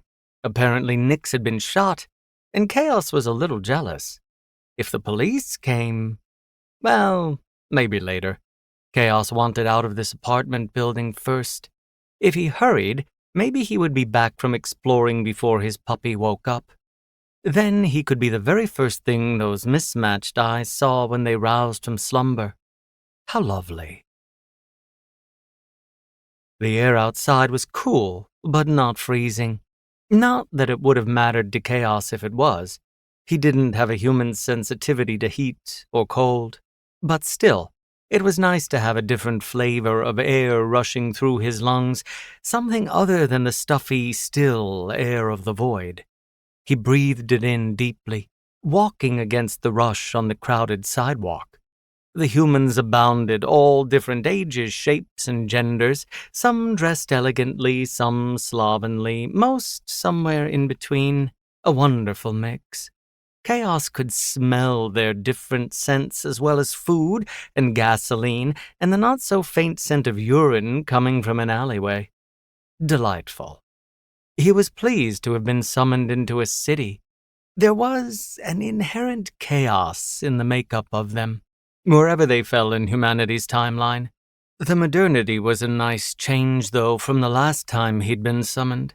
He could hear the beeping of a truck backing up to make a delivery, the buzz of one-sided conversation from people talking into their phones, the honking of cars and the drone of construction across the street. It was much better than watching through the portal only. Chaos could feel it, the mess and disorder of it all filling him up. He walked through the crowd, bumping people on purpose just to see how they'd react. Most ignored him and continued on their way. Boring, but a few cussed him out viciously as they walked by, which was fun. He spent some time doing a sort of circuit, not going too far in any one direction. He didn't want to stray too great a distance from the apartment where his puppy slumbered, or not just yet, at least. But after a while, after the thrill of the hum and buzz of humanity wore off a little, there really wasn't much for Chaos to do. The shops in the area seemed to center around food, and Chaos didn't eat human fare. The rest were apartment buildings, and Chaos had already established those were quite boring. Why wasn't this more fun? Perhaps because he had seen it all through the portal before, and perhaps because he was doing it all alone. He had no one to talk to, no one to spill his twisty, bendy thoughts to. He'd been stuck with the same 3 demons for so long, and now he was finally here. But he didn't even have those fuddy-duddies to chat with. Maybe he should have brought his summoner with him. It would have required waiting for him to wake up, though, which would have been a drag. But then Chaos would have had him here, and he could ask his questions. Questions such as, why pee in the alley when buildings had toilets? Why have lights that told people when to walk across the street, only for everyone to ignore them? Why did men yell "come hithers" to women walking by, when not a single one so much as smiled back at them? Yes, it would be nice to ask his questions. Chaos sighed, stopping in the middle of the sidewalk with his hands on his hips and looking around. It made the people walking by him give him dirty looks, which was amusing. He threw his head back and cackled loudly, and the dirty looks were now given to him from a bit of a distance. Like he was a large rock in a river, and the water was rushing all around him, forced to part around his steady presence. Did his puppy like to laugh? Cooper hadn't looked very jovial, more timid, like if he laughed it might be a quiet sort of giggle. Still, it could be nice to hear. He had a pleasant voice to match his pleasant looks. Maybe Chaos should go back and see if he was awake. He could always set a building on fire to pass the time, but using his power like that might draw attention to himself sooner than he'd like. Nyx was clearly in the area, which meant Kai might be as well, and Chaos didn't want that big old warrior raining on his parade just yet. It would be a gamble. Kai might try to fight Chaos, which would be hilarious, but he also might try to lecture him. Grr, arg, we do not set human dwellings on fire for no reason. Which would be decidedly less hilarious. Although Chaos had felt Kai's energy leave the void completely not long before he himself had been summoned, which meant either Kai had completed his contract and been sent back to the demon realm permanently, or he'd found a mate bond to keep him here in the human realm. It was an interesting thought. This wasn't Chaos's last contract, not even close. Summoners were wary to call Chaos demons because they were harder to control than most, which meant he had fewer summonings under his belt than the other demons. So if Chaos completed this contract with Cooper, he'd maybe have to wait ages and ages for someone to brave the book and call him again. But if he had a mate... Yes, an intriguing thought. Chaos demons didn't mate often. Apparently, from what Chaos had been told, they were, if one roughly translated the demon's sentiments into human jargon, annoying, and too much for anyone with more than 2 brain cells to shackle themselves to. Chaos would need to find someone desperate, someone lonely. He brightened, cackling again for good measure. His puppy was desperate and lonely, wasn't he? Maybe he'd be willing to mate with Chaos. It would probably be unwise to mate with the first human he saw. That was a long and binding arrangement to jump into, but acting wisely was boring. Plus, Chaos liked the little soul piece he'd acquired. Its sadness had a heft to it, like it grounded Chaos in some way just by being in his chest. And while Chaos normally didn't like being held down, this wasn't some forceful holding back. It was more like sinking under the weight of water in a warm bathing pool. What would the entirety of Cooper's soul feel like if this little piece held such comfort? Christ on the cross, go lose your mind somewhere you're not in everyone's way. Chaos focused in on the stern, bearded face frowning over him. Right, he was still standing in the middle of the sidewalk, laughing. Chaos quieted his cackling, grinning at the scowling man instead, then flashed back to his demon form quick as a blink, flapping his wings and showing sharp teeth. He switched back to human form immediately. The man blinked at him, mouth gaping open. He looked around nervously, perhaps hoping for someone else to confirm what he'd just seen, but no one else was watching them. Chaos had been too quick for that. "Careful who you scold, little man," Chaos purred, even though technically the man was much bigger than him. Chaos was using poetic license, okay? The man was small in spirit. You never know whose mind is going to go next. The man scurried off with a few more muttered curses. What a silly bean. Ah, well, Chaos twirled, blending into the flow of the sidewalk. It was time to return to the apartment. If Cooper was still asleep, Perhaps Chaos would try nibbling at one of those elegant fingers after all. He'd be very careful, though. It wouldn't do to damage his future mate. Chapter 5. Cooper woke up on the floor, again. At least this time he was covered by a blanket. And was that a book under his head? How the hell had he gotten a blanket and a book pillow? Slowly, with every muscle heavy and leaden, Cooper used his hands to sit himself up. By the light coming through the window, he'd guess it was early evening. He craned his neck, peering into every corner, but he didn't see any signs of his hallucination from before. So that was it? It was all over? Just a super temporary psychotic break? Nothing to worry about? He should probably still get checked out.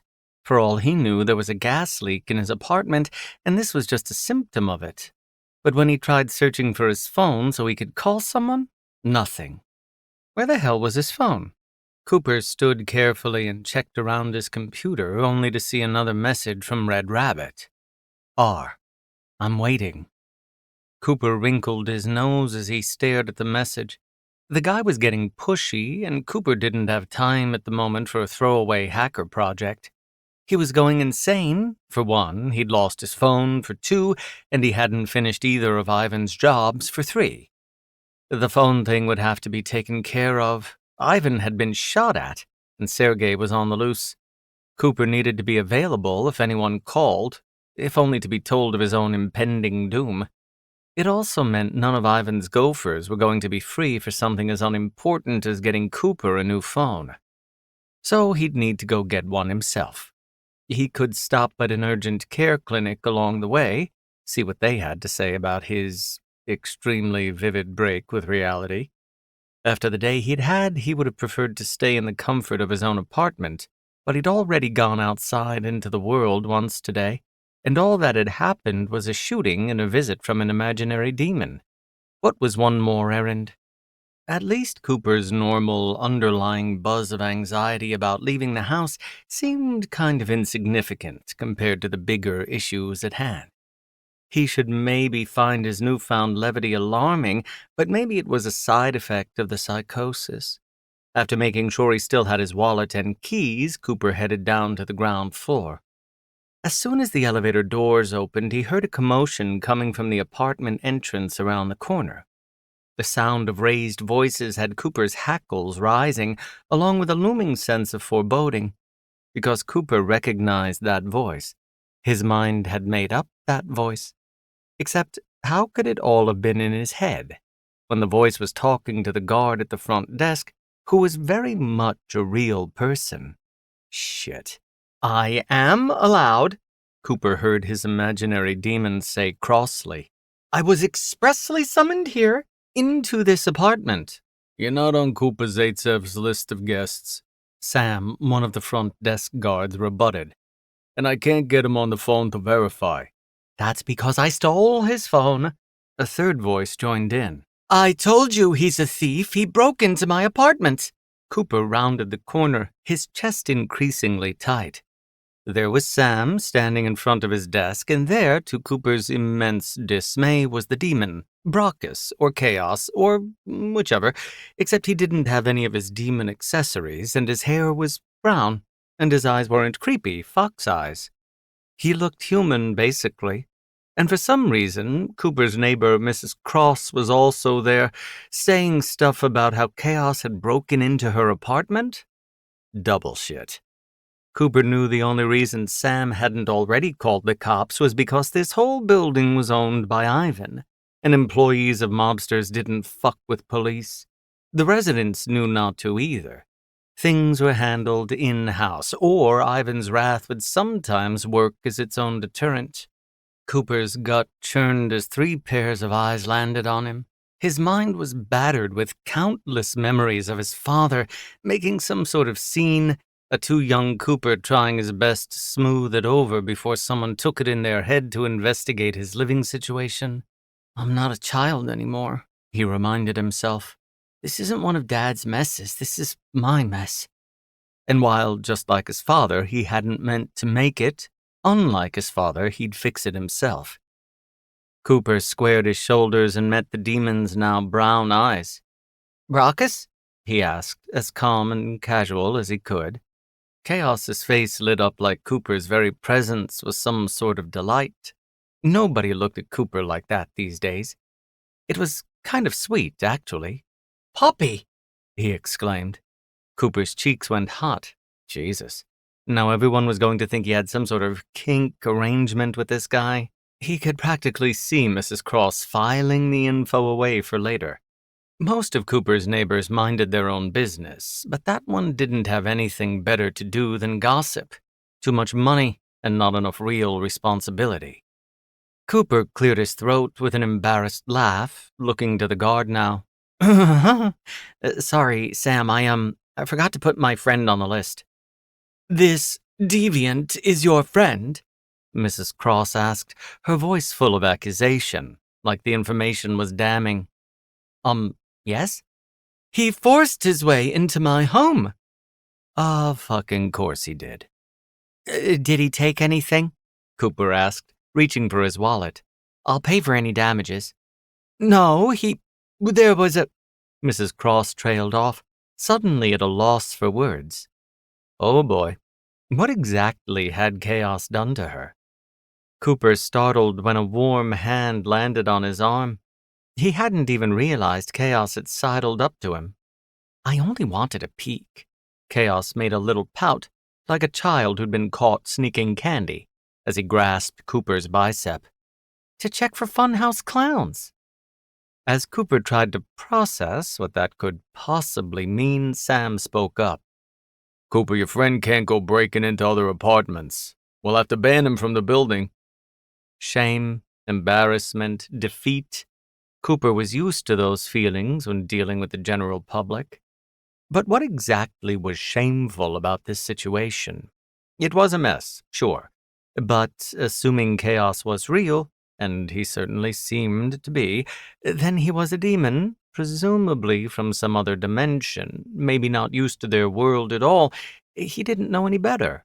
And Cooper was the one who'd brought him here, even if he'd done it unintentionally. Cooper ignored his hot cheeks and roiling belly, raising his gaze to meet Sam's.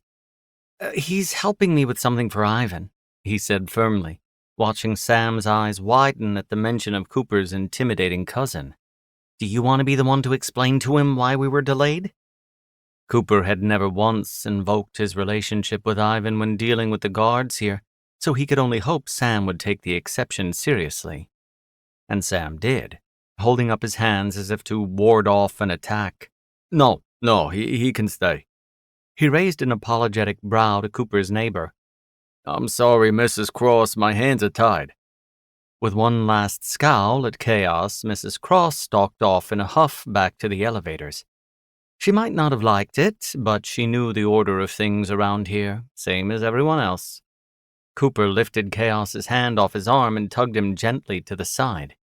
He tried to release him afterward, but Chaos kept a tight hold, bringing Cooper's fingers up to his face and stroking them slowly.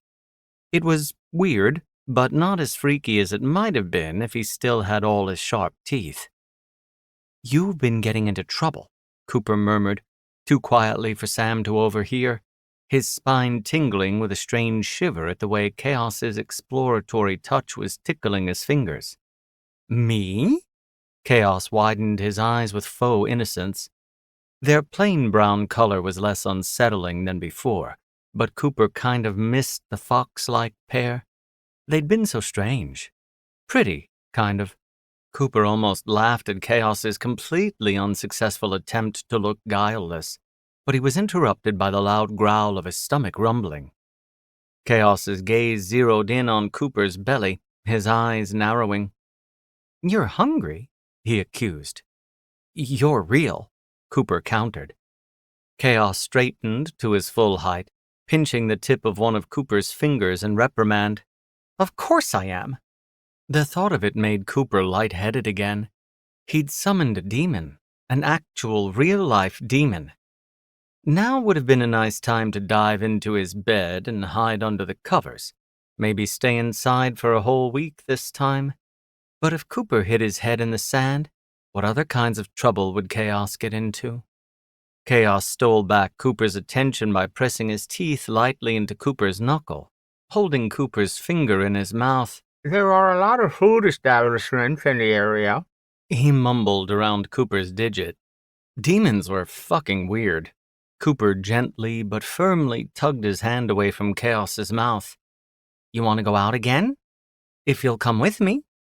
Chaos directed a frown to the front entrance, like the outside world had offended him. It's boring by myself. It was a bad idea, surely.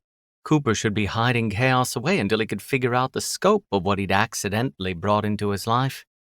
But his apartment, usually so spacious, seemed way too small to hold all Chaos's energy inside it. The walls that had always been so comforting to Cooper were suddenly confining. Could he really keep Chaos inside for any extended length of time?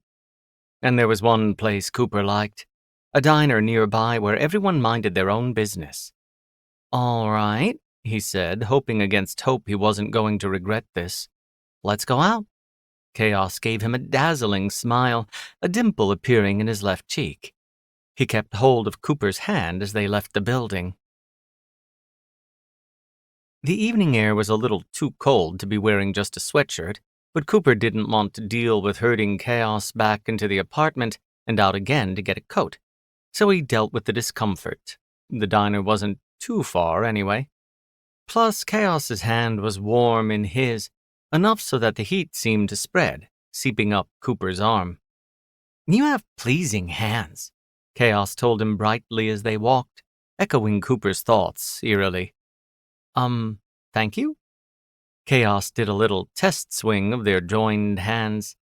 It makes it quite agreeable to clasp one together with mine. That's good? All Cooper's statements were coming out like questions, but he'd summoned a literal demon today, so he was cutting himself some slack. It is good, Chaos agreed.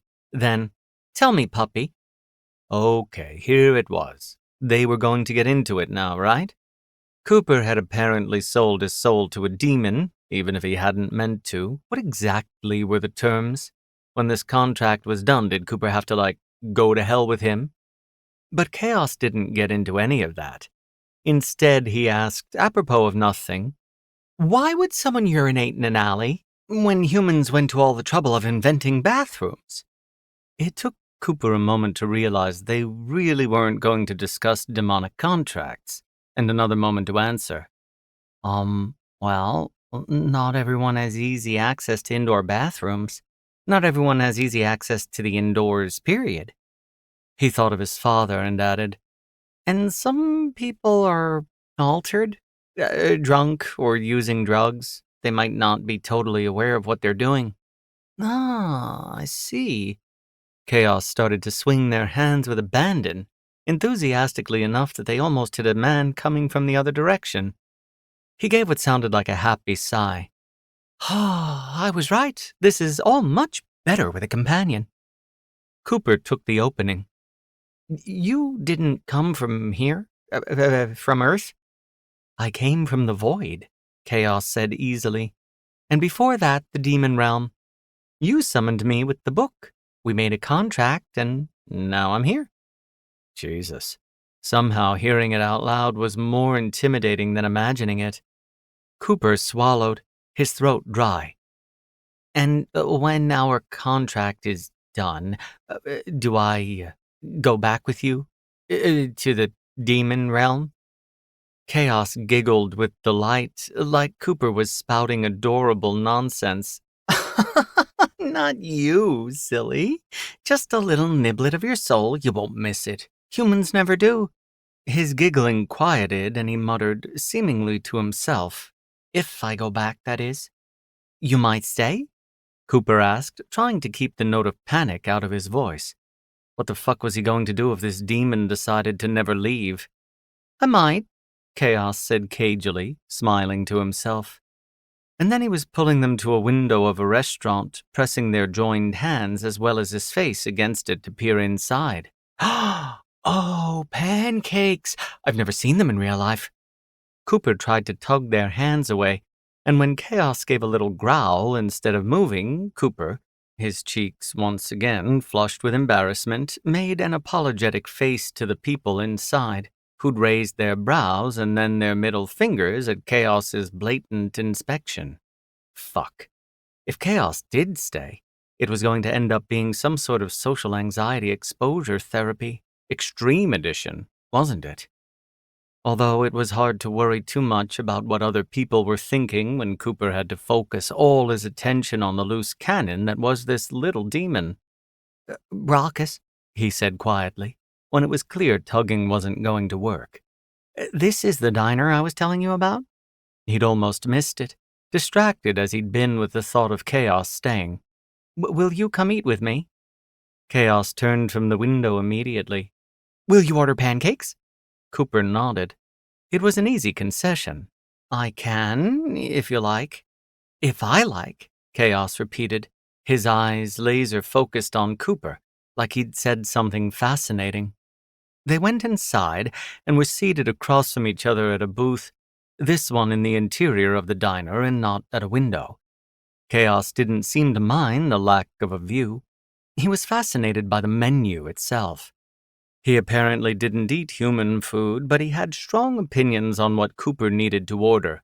French fries, pancakes, milkshake, meatloaf, for some reason. When the waitress had taken their large and varied order, they sat staring at each other, Chaos still holding Cooper's hand across the table. For a noisy, chaotic thing, Chaos had a way of sitting unnervingly still when he wanted to, every fiber of his being seemingly intent on Cooper. I don't really know what's happening, Cooper finally admitted, breaking the silence.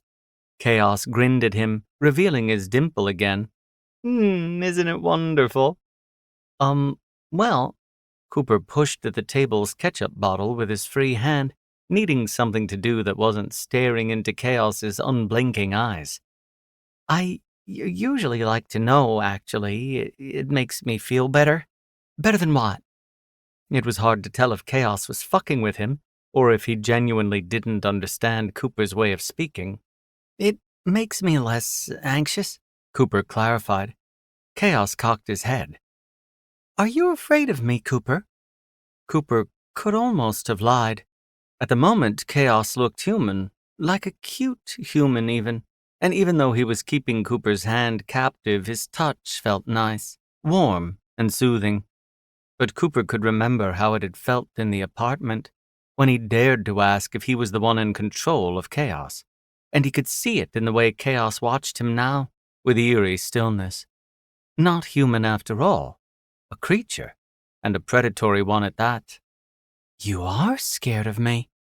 Chaos was pouting again, his lower lip jutting out in a way that should have been ridiculous, but somehow came off as adorable.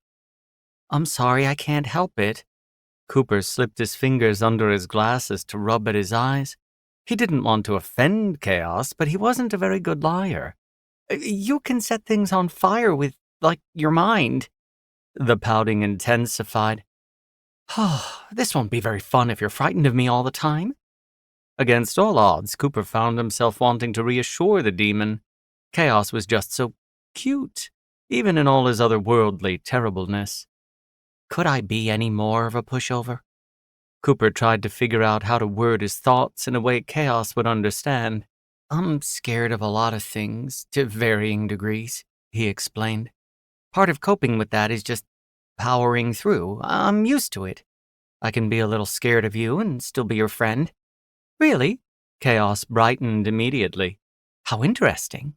He leaned forward across the table. What else are you afraid of? Your enemies? The ones with the guns? My enemies, yeah, Cooper agreed. They weren't exactly his enemies. He was Ivan's hacker, not a leader of the Mafia himself. But Sergei certainly scared the shit out of him. But also just, I don't know. How the hell did he explain to a powerful demon that sometimes he got nervous just running errands? He pushed the ketchup bottle around some more. People can make me uncomfortable, interacting with strangers. Trying to make small talk and getting lost in what they think of me, I get anxious. I don't have it as bad as some. I'm not stuck in the house or anything, but it's like a muscle you have to exercise. When I leave it too long, it atrophies. I have to build it back up. Fascinating, Chaos murmured. It didn't sound like he was taunting Cooper, but his response didn't exactly make sense either. Not really, Cooper hedged. He didn't want to, trick this demon into thinking he was something special. It's common enough. Laugh for me, Chaos ordered, like that was a normal thing to request of someone for no reason. Cooper gave a nervous chuckle, darting his eyes reflexively to see if anyone was looking at him making a fool of himself, but everyone near them was minding their own business. Chaos made a face. That's not a real laugh. But it's hard to do on command. Well, I can't mate with you if I've never heard you laugh. Cooper froze in his seat as their waitress appeared, placing an inhuman amount of food on the table. He stayed frozen long after she'd left. Eventually, he found his voice, although it came out thready and strange. I'm sorry, you can't what with me? Mate with you, Chaos said absently, studying the plates in front of them. Bind our souls and our bodies for eternity, keeping me here in the human realm and giving you an unnaturally long and youthful life. He looked hopefully at Cooper's plate, as if he hadn't just said the most insane thing Cooper had ever heard. Now, can I watch you eat a French fry? Chapter 6. Even though Chaos had asked very nicely, Cooper didn't start eating a French fry for Chaos's entertainment. To speed things along, Chaos selected one and held it to his puppy's lips.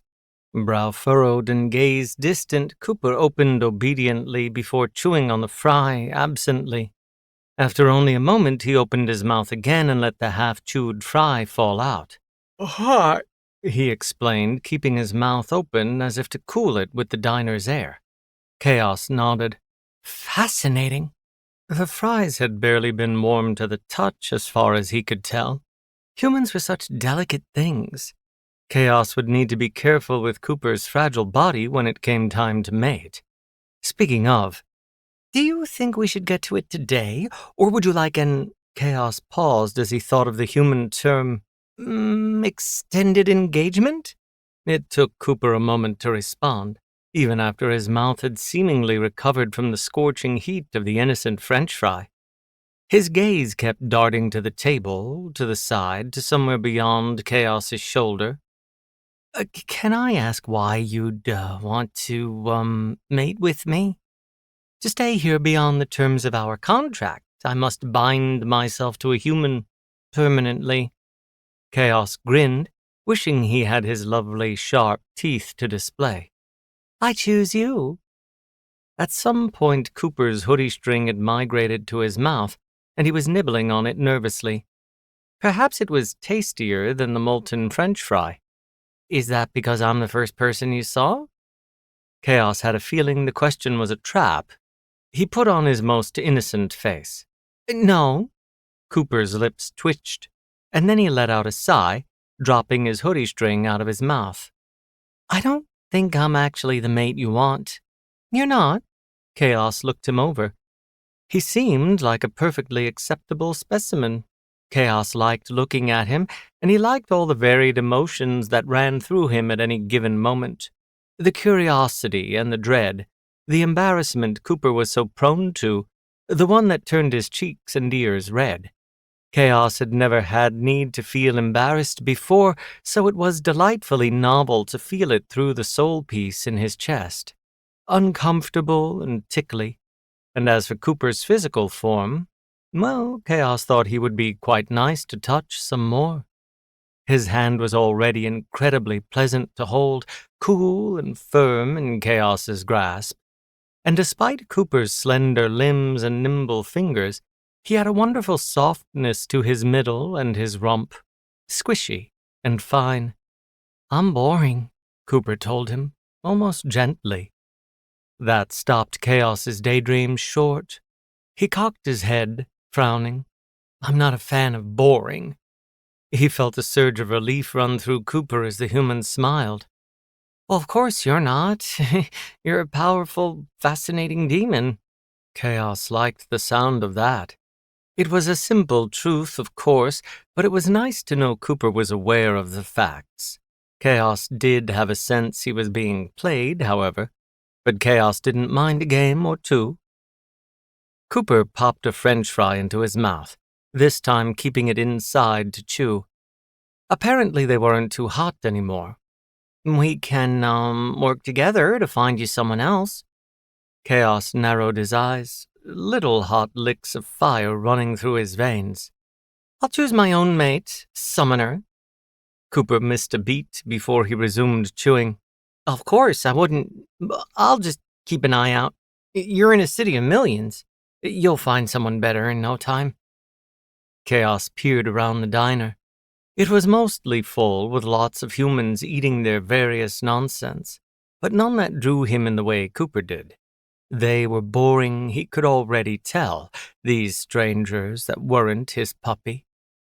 I don't see anyone better here, he pointed out, tightening his grip on Cooper's fingers.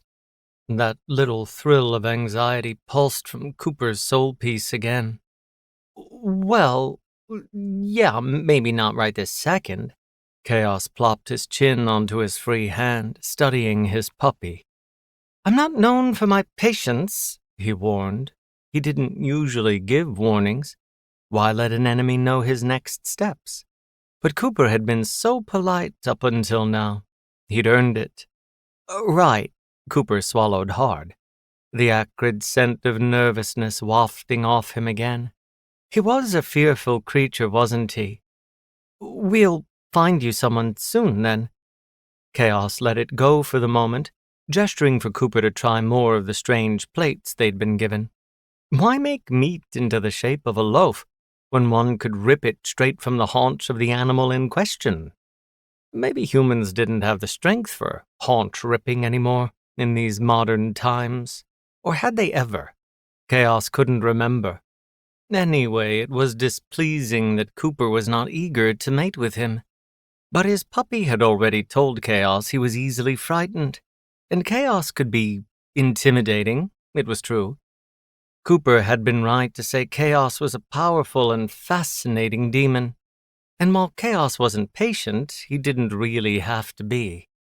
Cooper was right here in front of him, bound to him for the moment by their contract. He was even still holding Chaos's hand, working his way around his meal one-handed so as not to let go. So accommodating. It pleased Chaos immensely. Just like the way Cooper had said, if you like, when Chaos had requested he order pancakes.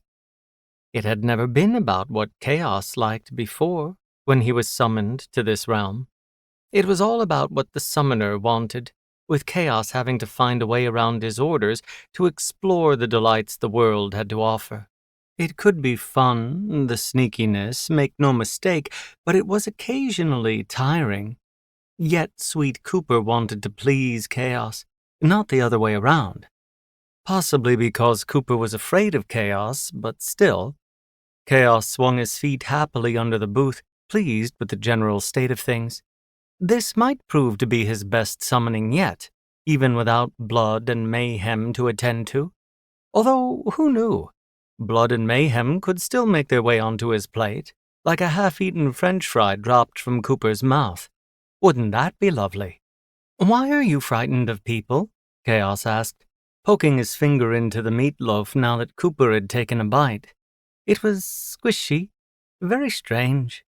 You said you were, but people are generally inconsequential. Did you not know that? Oh, Cooper swallowed, his gaze darting around the diner again. I don't know. It's not exactly logical most of the time. Chaos nodded. That was good. Logic was boring.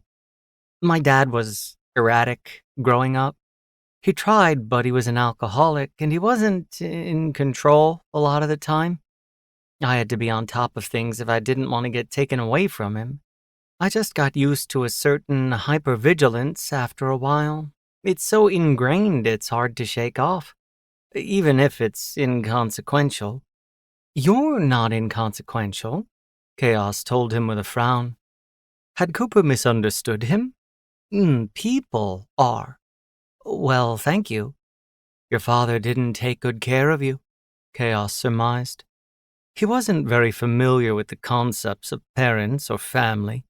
Demons didn't stay with their young, and those humans inclined to summon a chaos demon tended not to be family men. But he had a general idea parents were supposed to protect their young, not the other way around. He tried, Cooper protested, a certain bite to his words. He loved me. He just, well, he was already prone to depression, and then my mom died, and I think he was just self-medicating for most of his adult life. Alcoholism is a disease, he said, like it was a mantra he'd repeated before.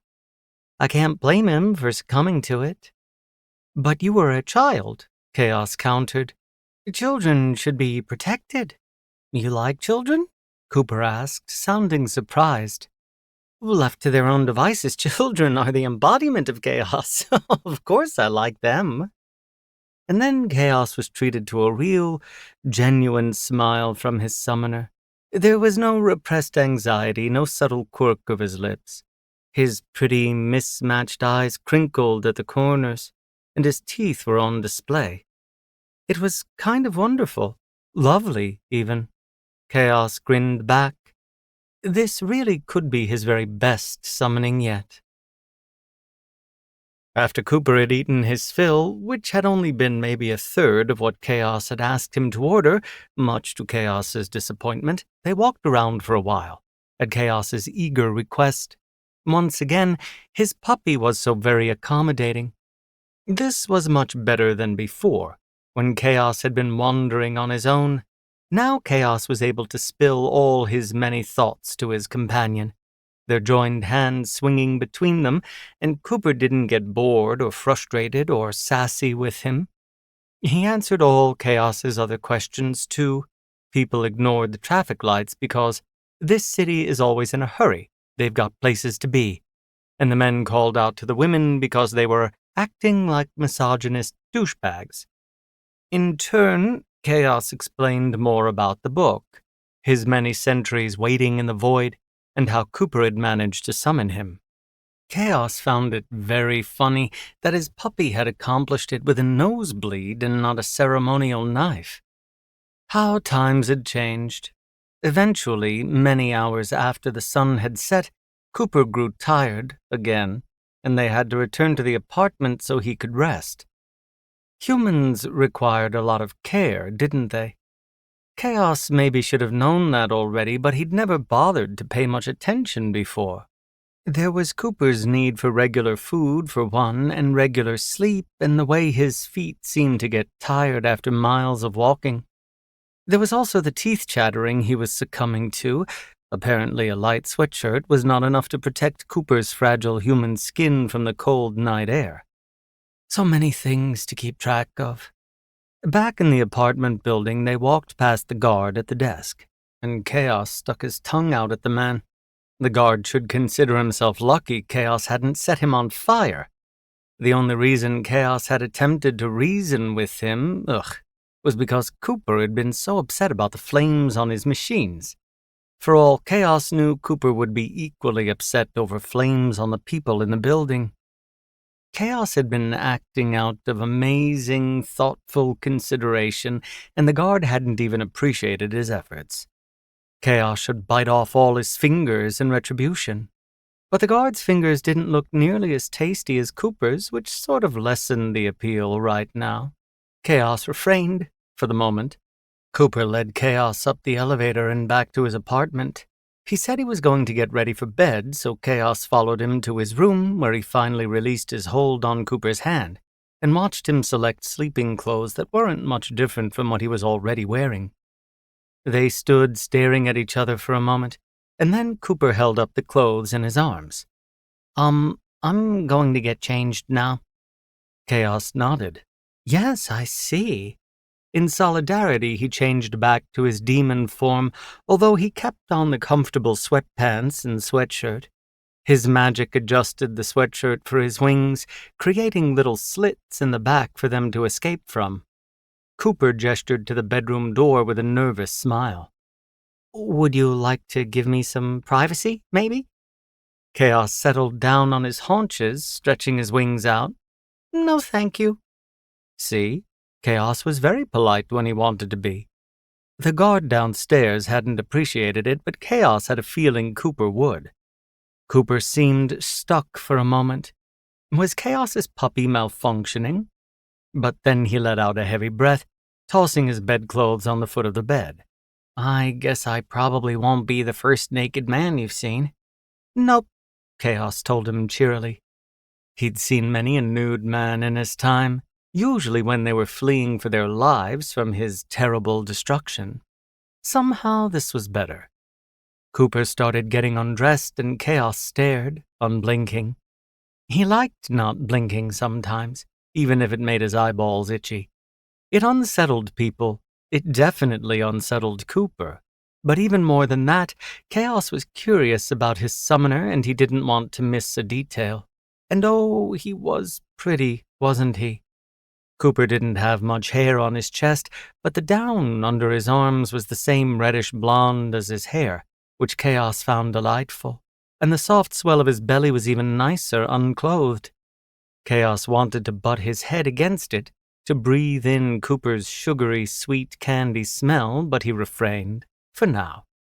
Once bared, Cooper tugged his sleeping clothes on with haste, and Chaos rose from his crouch in indignation. "You weren't nude," he accused. "You kept your underwear on." Cooper made a surprised sound, glancing down at himself, then gave Chaos a sympathetic nod, almost as if he was teasing. "False advertising?" "Incredibly false," Chaos agreed with a pout, and Cooper laughed. Chaos had been right. It was a very pretty sound. It wasn't bright or boisterous like Chaos's cackling tended to be. Instead, it was soft and gentle, like a happy little babbling brook. Chaos let it fill his head, a pleasing chime he'd replay when he was feeling restless. When his soft laughter had trailed off, Cooper asked, "What will you do while I sleep?" "I don't know." Chaos's tail swished in agitation. "It's bound to be dull, though." He cocked his head. "Perhaps if you slept just a very little amount." Cooper rubbed at the back of his neck with a sigh. "Oh, I know I've passed out like twice already, but I really am exhausted. I don't think a couple hours is gonna cut it. I could set you up with a movie?" "No," Chaos said immediately, not caring if he sounded petulant. "I've spent centuries watching. No more." Cooper looked around as if to search for ideas. After a moment, his face brightened. "Hey, have you ever played a video game?" He immediately shook his head, not waiting for Chaos's answer. "Of course you haven't. Do you want to try?" Chaos would try anything once. Not too many minutes later, Chaos was in front of one of the machines in the machine room, and Cooper was showing him how to use the mouse and the keys to play something called World of Warcraft. As lovely as his puppy's attention to his needs was, Chaos was a little skeptical. "I've watched humans playing video games through the void," he whined. "It's very dull." Cooper shrugged. He was leaning over Chaos to help him with the keyboard, and that part of it was very nice. Cooper smelled good and sweet, and his arm brushed against Chaos's face every now and again. "Yeah, it can be boring to watch someone else play, but I think you might like playing yourself. You get to create a character, be someone else for a while. Follow quests, kill things." "Really?" Chaos leaned forward, studying the screen. He didn't usually yearn to be anything other than himself, but he had been stuck in the void with only his own thoughts for a very long time, and killing things was always fun. He examined the character options and wrinkled his nose. "I don't want to be a warrior." "Warriors were boring," just ask Kai. "You don't have to be," Cooper reassured him. "You'd probably fit well as a rogue, or maybe a demon slayer." Cooper bit at his lip, smiling to himself at his little joke. It was very endearing. "If you hate it, we'll try something else tomorrow." He had set up a video on the laptop next to Chaos, one that had a man explaining how the game worked, just in case Chaos got stuck or confused. Overall, it didn't seem like a terrible way to spend the time Cooper would be sleeping. It was something new, at least. Chaos had been inside the machine, but what was showing on the screen now was nothing like the ones and zeros he'd been surrounded by. It was sort of like the animated movies humans watched, except Chaos would be controlling the action this time. Yes, this will do nicely. Chaos gave Cooper's arm a fond pat. You may sleep now, puppy. Cooper straightened, raising a brow. How very generous of you, he drawled. He was getting more comfortable with Chaos already, and Chaos didn't mind a little sass if it meant his puppy would be less nervous around him, so he only nodded sagely. Yes, I know. Cooper padded off to bed, and Chaos was left with the machines. Chapter 7. This time, Cooper woke up in his bed, and that was great, right? Waking up in a bed like a normal person. Things were getting back on the right track. Except he also woke up with an inhuman screech leaving his throat because there was a pair of fox eyes a hair's breadth away from his face, staring unblinking at him. Without his glasses on, they were kind of a fuzzy blur in the dim, curtained-off room, but it was still fucking startling. That was loud, Chaos told him, not exactly sounding put off by having scared the bejesus out of Cooper or by getting an earful for it. He didn't move any further away either. And your heart's beating quite fast. Cooper sat up, putting some distance between their faces. Chaos was squatting on his heels by the head of Cooper's bed, his wings flared behind him, as if to help him keep his balance. Cooper had almost managed to get weirdly used to the little demon yesterday. It had been hard to maintain his fear and anxiety when Chaos was marching him around the block, swinging their hands together and asking question after question, like an over-inquisitive child. It didn't make it any less unsettling to have him looming over Cooper while he was sleeping, though. Cooper grabbed his glasses from the bedside table and turned back to Chaos with clear eyes. The demon's hair was a violently bright purple this morning. It suited him. He also had small, stubby black horns, short enough that Cooper had missed them in the nest of his hair yesterday.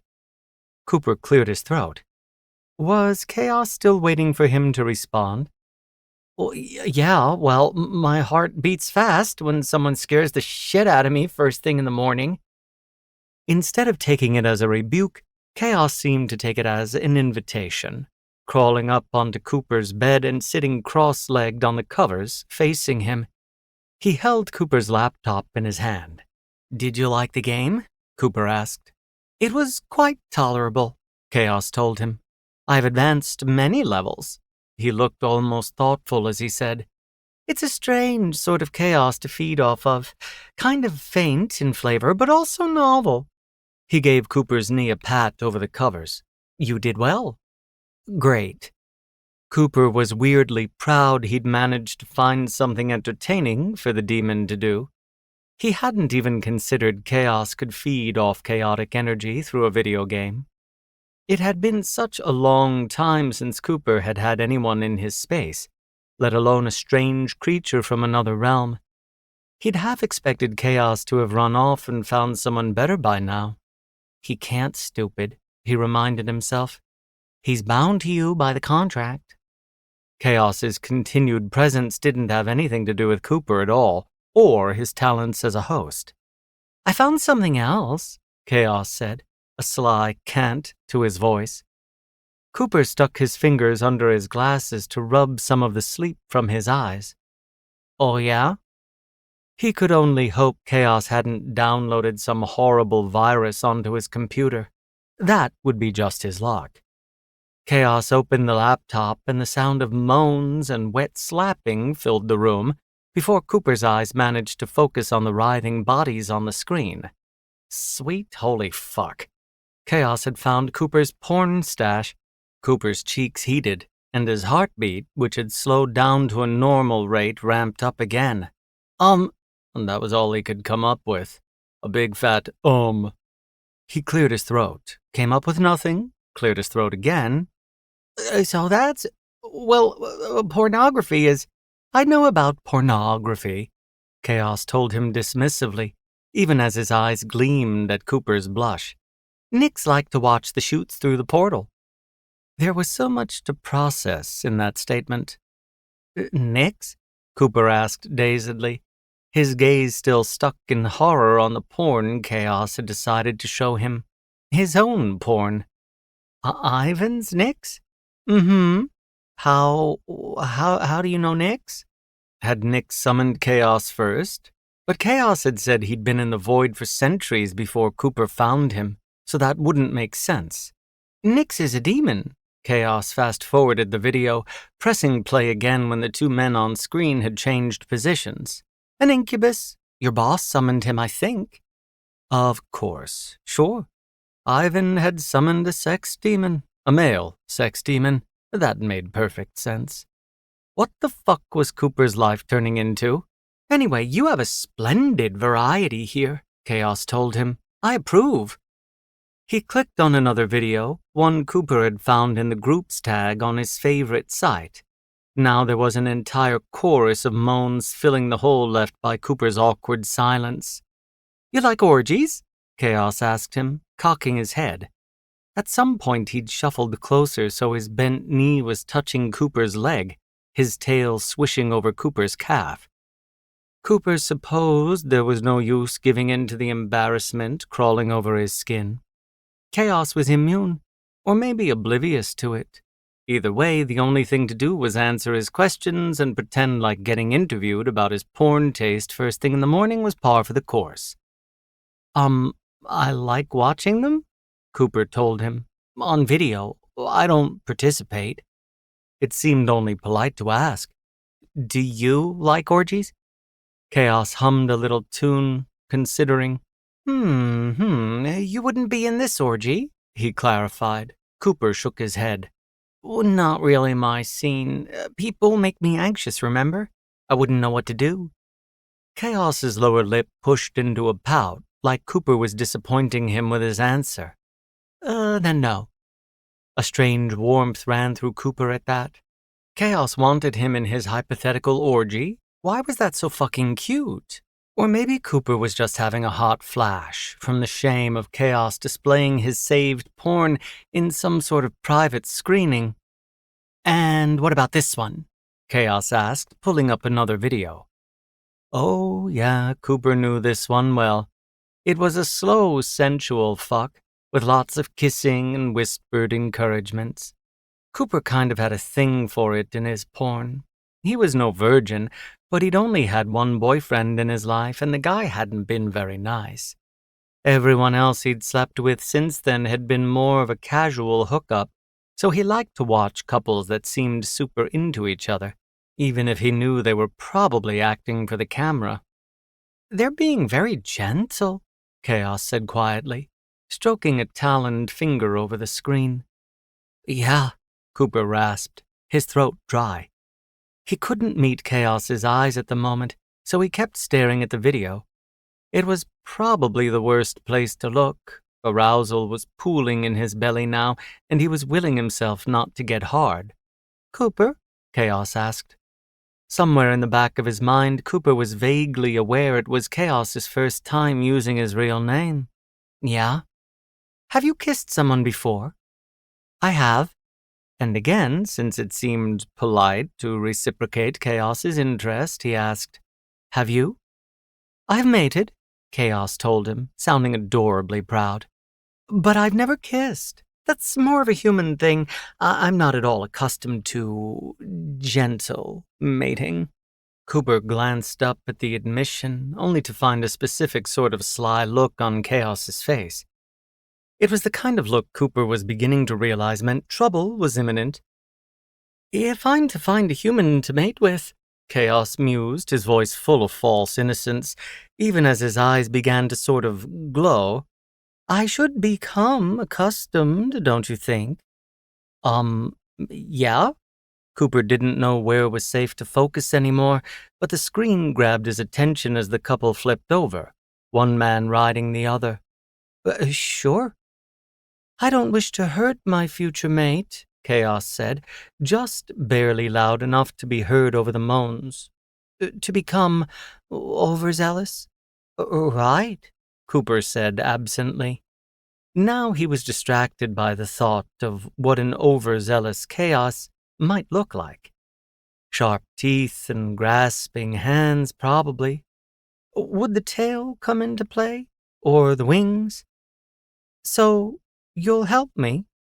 Sure, Cooper agreed, completely on automatic. He froze, taking his eyes off the laptop to meet Chaos's gaze once more. What had he just agreed to? And were those flames reflecting in Chaos's slit pupils? Wait, what? Chaos moved closer with alarming speed, abandoning the laptop to crouch over Cooper's torso. Cooper had to lean back on the bed so their heads didn't bump. You'll teach me to be gentle? A good mate for a human? Oh, I'm not. Cooper sucked in a breath, almost choking on the smell of sweet smoke. You haven't mated before? Well, I have. Cooper's brow furrowed. I'm not a virgin, he clarified. Maybe that was a demon thing, going off for human virgins.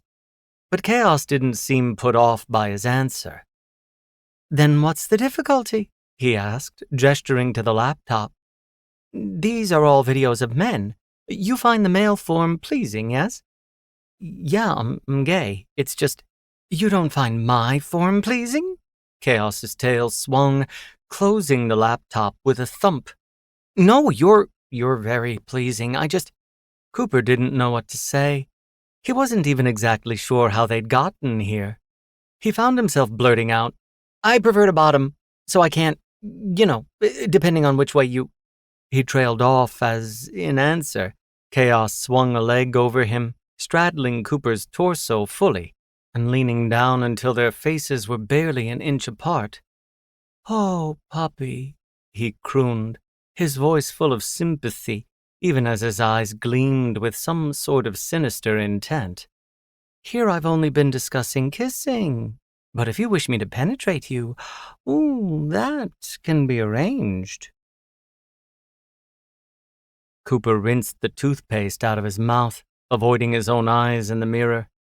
He'd shouted something about not being able to kiss with morning breath and run off into the bathroom. Chaos had mercifully let him flee. Cooper had just needed a moment. He eyed himself in the mirror now, wondering what the strength of his appeal might be for someone like Chaos. He supposed he was attractive enough. He definitely needed a haircut, but the overlong mess kind of suited him. He had a nice face and an okay smile, and people were always intrigued by his eyes. And yeah, maybe he could benefit from going to the gym every now and then, but it wasn't like no one had been interested before. Cooper had been fucked, quite a bit for a semi-recluse, but never by a literal demon. A strangely cute one who held Cooper's hand when they walked and looked at him like he was something fascinating and not a boring, nerdy shut-in. But if Cooper ignored that last dig about penetration, and he would ignore it so as not to court a full-blown panic attack, then Chaos was just talking about a little making out. Cooper could handle that. Who was he fucking kidding? Nervousness aside, Cooper was dying to handle that. He hadn't been on the apps in a while, and he hadn't been kissed in forever, or touched in any significant way. In terms of a sex life, he was basically crawling through the desert, and Chaos's offer was a straight-up pitcher of ice-cold water. Like Cooper was really going to refuse?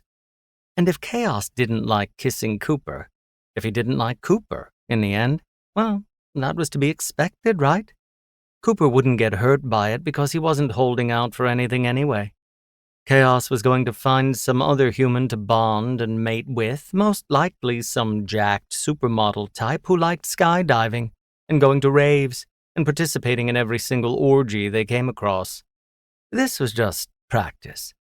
Then, yeah, maybe Cooper should have more self-respect than agreeing to be someone's practice hookup, but the truth was that he really didn't.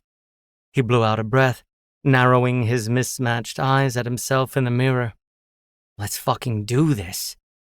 Bolstered by the shortest pep talk of all time, Cooper walked back into his bedroom, only to halt in the doorway, frozen in horror. He'd thought the porn was bad. He'd thought it couldn't get any more embarrassing. He'd been wrong.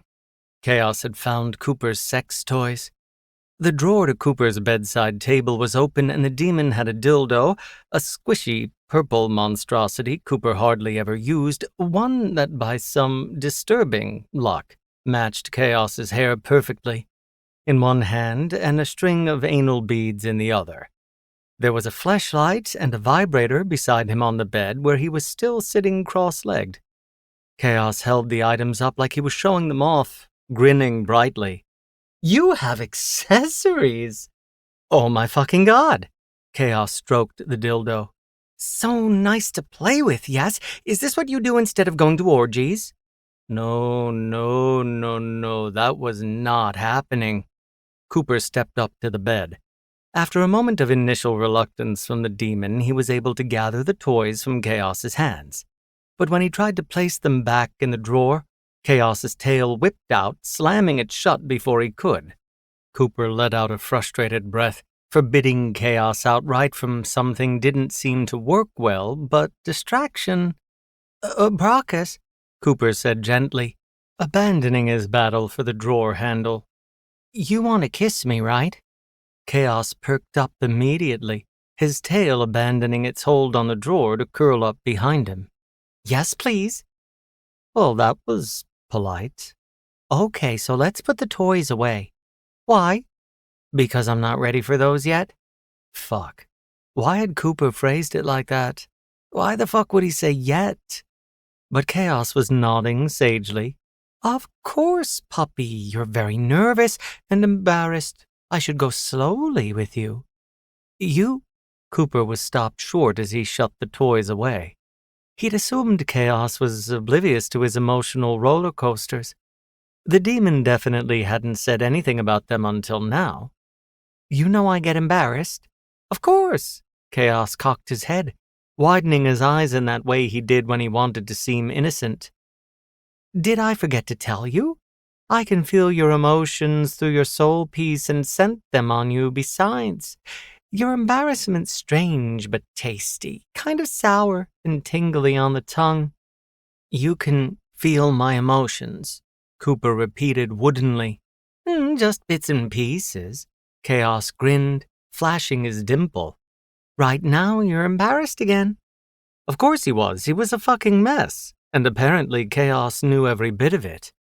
Although Chaos didn't seem to mind Cooper's nervousness or his embarrassment. He'd even just said it was tasty. Still, Cooper was embarrassed and also felt sort of flayed open in a strange way. He spent so much time worrying about what other people were thinking, worrying about trying to seem normal and less anxious than he really was, and apparently with this demon it was a lost cause. Cooper didn't have to pretend or worry or fret. Chaos already had his number. Holy shit. Chaos was going to turn Cooper's life upside down, wasn't he? Whether Chaos was here for a few days or longer, Cooper was just now realizing he wasn't going to come out of this the same as he'd started. It didn't seem possible to remain unchanged by someone like Chaos. It was scary, but also intriguing. Cooper's life had become so small, so contained. Maybe it wouldn't be the worst thing in the world to have it blown wide open. Whatever Chaos was feeling from Cooper's soul piece now, it made his grin drop and his eyes go heavy-lidded. He scooted to the edge of the bed until his legs hit the ground, widening them invitingly. Come here, puppy, he crooned. Cooper went, standing between Chaos's knees. It made him taller than Chaos, the demon gazing up at him through dark lashes. Chaos placed his hands on Cooper's hips, and the warmth burned through Cooper's clothes straight to his skin. Right, kissing lessons. Cooper licked dry lips. You know the basics? He asked. Chaos nodded. We press our mouths together. We stroke our tongues. Yeah. Cooper pressed his thumb to Chaos's lower lip, studying the row of sharp fangs that was revealed. "I'm a little worried about your teeth," he admitted, "because I might bite off one of your fingers." Chaos opened his mouth, capturing Cooper's thumb and holding it in place between his fangs. "No, Wait, do you want to bite off one of my fingers?" Carefully, so fucking carefully, Cooper withdrew his thumb from Chaos's mouth. Instead of answering that extremely important question, Chaos bared his teeth, which were suddenly of the blunt, human variety.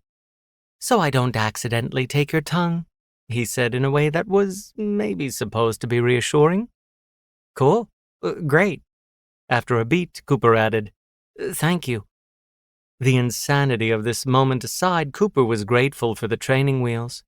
He'd had some bad kisses in his life, but he'd never lost his tongue for his troubles. That seemed too high a cost for one kiss, even from an adorable demon.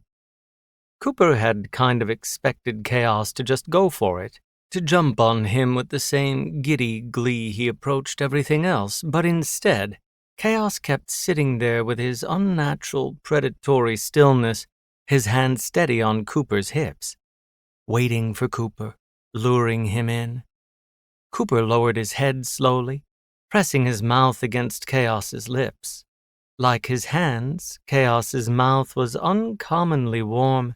It made Cooper's lips tingle. He hummed, licking the sensation away, only to press another kiss against Chaos's top lip, then his bottom lip. He kept it gentle, soft, sweet. He leaned back after a moment. "See?" Chaos's eyes were on Cooper's mouth. "More," he demanded, his voice as soft as Cooper's touch. Cooper pressed in again. This time, Chaos's lips parted against his, so Cooper gently, slowly, swiped in his tongue. Chaos tasted smoky and sweet, just like his scent. Chaos's fingers tightened on Cooper's hips, and after a moment, Chaos's tongue met his, following Cooper's lead and stroking against him slowly. Cooper shuddered, biting back a moan. The slow pace of things was making everything feel unbelievably intimate. In some ways it was familiar, like kissing anyone, but also... He leaned back again, ignoring Chaos's pout at his retreat. "Let me see your tongue." Chaos opened his mouth obediently, like it was a normal question to be asked mid-makeout session. Yeah, that thing was longer than a human's for sure, and pointier. Cooper blinked and suddenly it was forked. "What?" "More," Chaos rasped instead of letting Cooper finish his question. He didn't wait for Cooper this time. He released his hold on Cooper's hips and grabbed his cheeks, pulling Cooper's face down to his. He surged up and captured Cooper's mouth, his now forked tongue swiping in to claim and plunder. Cooper groaned, his eyes falling closed as he gave in to the newly demanding kiss. Chaos's hands were somehow everywhere, like he had more than the normal amount. On Cooper's hips again, but also in his hair, stroking his arms, teasing under his shirt. Cooper's muscles went limp, and he relied on Chaos's body to hold him up. When Chaos let him up for air, probably some time after he should have, judging by how lightheaded Cooper was feeling, Cooper gasped the question. "Are you sure you haven't kissed before?" "More," Chaos growled, tugging Cooper's hips closer and kissing him again. Cooper had gotten hard at some point. Could Chaos feel his arousal like he'd felt Cooper's embarrassment? Although the point was probably moot, since no doubt Chaos could feel Cooper's fucking erection against his stomach. Cooper should put a stop to this now, right? Practice was one thing, but this was... Cooper wasn't going to let this demon actually fuck him, was he? But then Cooper's shirt was being tugged over his head, and Chaos was leaning forward, butting his head against Cooper's belly like some kind of cat. Cooper stroked Chaos's purple hair, trying to catch his breath now that his mouth was his own again. "Do you think you have a handle on it now, the kissing?" In answer, Chaos's hands wandered from Cooper's hips to his ass, grabbing and kneading the flesh there. It felt good. Too good. Maybe I should add to the lesson, Cooper said frantically, as more blood rushed to his dick. You need a human's permission to mate with them. You know that, right? Chaos's hot breath huffed against Cooper's bare belly. Of course. He raised his head, peering up at Cooper beseechingly through his lashes. Do I have your permission, Cooper? Well, that was Cooper's fault for setting that one up, because he was in no way actually ready for that question. Luckily, just then, Cooper's phone rang. His phone that was in Chaos's pocket. And judging by the growl Chaos let out at the interruption, the demon didn't seem very inclined to give it back to him. Chapter 8. Chaos pushed his lower lip into a pout as his puppy held out a hand for the phone. No telephone, Chaos insisted. More kissing. He'd very much been enjoying the kissing. Cooper tasted minty and fresh, and his mouth was warm and wet and welcoming. His body would be the same, Chaos just knew it. He could tell by the lovely soft give of Cooper's belly and the delightfully fleshy handfuls of his bottom. Chaos had enjoyed the way Cooper went limp in his hold, the way he let Chaos's hands roam over him while he kissed him feverishly. The human's arousal wasn't a violent, possessive wave like some men Chaos had known. It was a slow, burning sweetness, and it smelled like charred caramel. Tasty, tasty, tasty. But it was melting on the air now, as Cooper was distracted by the ringing telephone. I can't ignore it, he was saying. It might be work. If it's Ivan, I need to answer it. Chaos held the phone up to see what name was displayed. He scowled at the screen. Ivan. Cooper kept reaching for the phone. I need to answer, Brockus. Chaos held the phone behind him, out of Cooper's reach. He wasn't going to be swayed by his true name leaving Cooper's sweet, soft lips. Why? He asked petulantly. He might need me. No, Chaos didn't like that. Cooper had been taking care of Chaos's needs, taking him out and giving him games to play and practicing kissing with him. What did Ivan's mortal needs matter? The other human had nix for those things. He didn't require Chaos's puppy, too. What happens if you don't pick up? Cooper sucked in a harsh breath. Ivan kills me?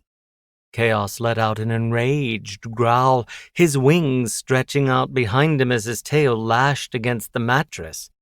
Ivan would dare harm Chaos's summoner? Cooper shrank into himself, away from Chaos, the scent of his arousal extinguished completely, replaced by the acrid bite of fear now.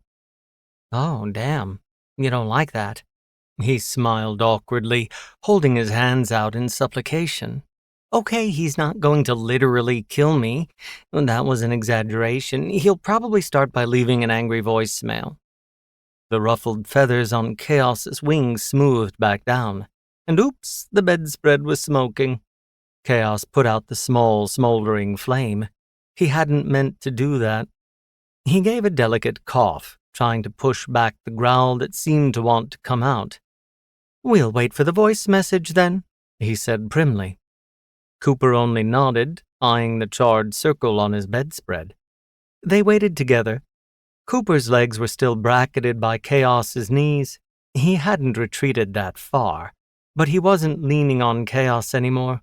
There was distance. It was irritating.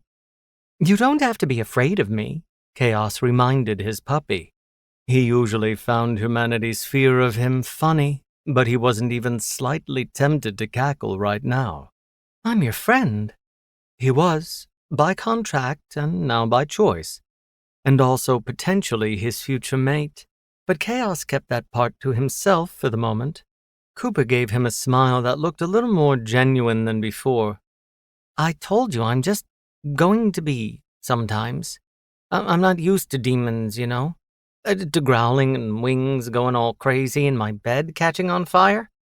Chaos frowned down at the phone in his hand. "You're not going to want to kiss me anymore," he said in a quiet voice. Quiet and pathetic. Cooper should really take pity on him.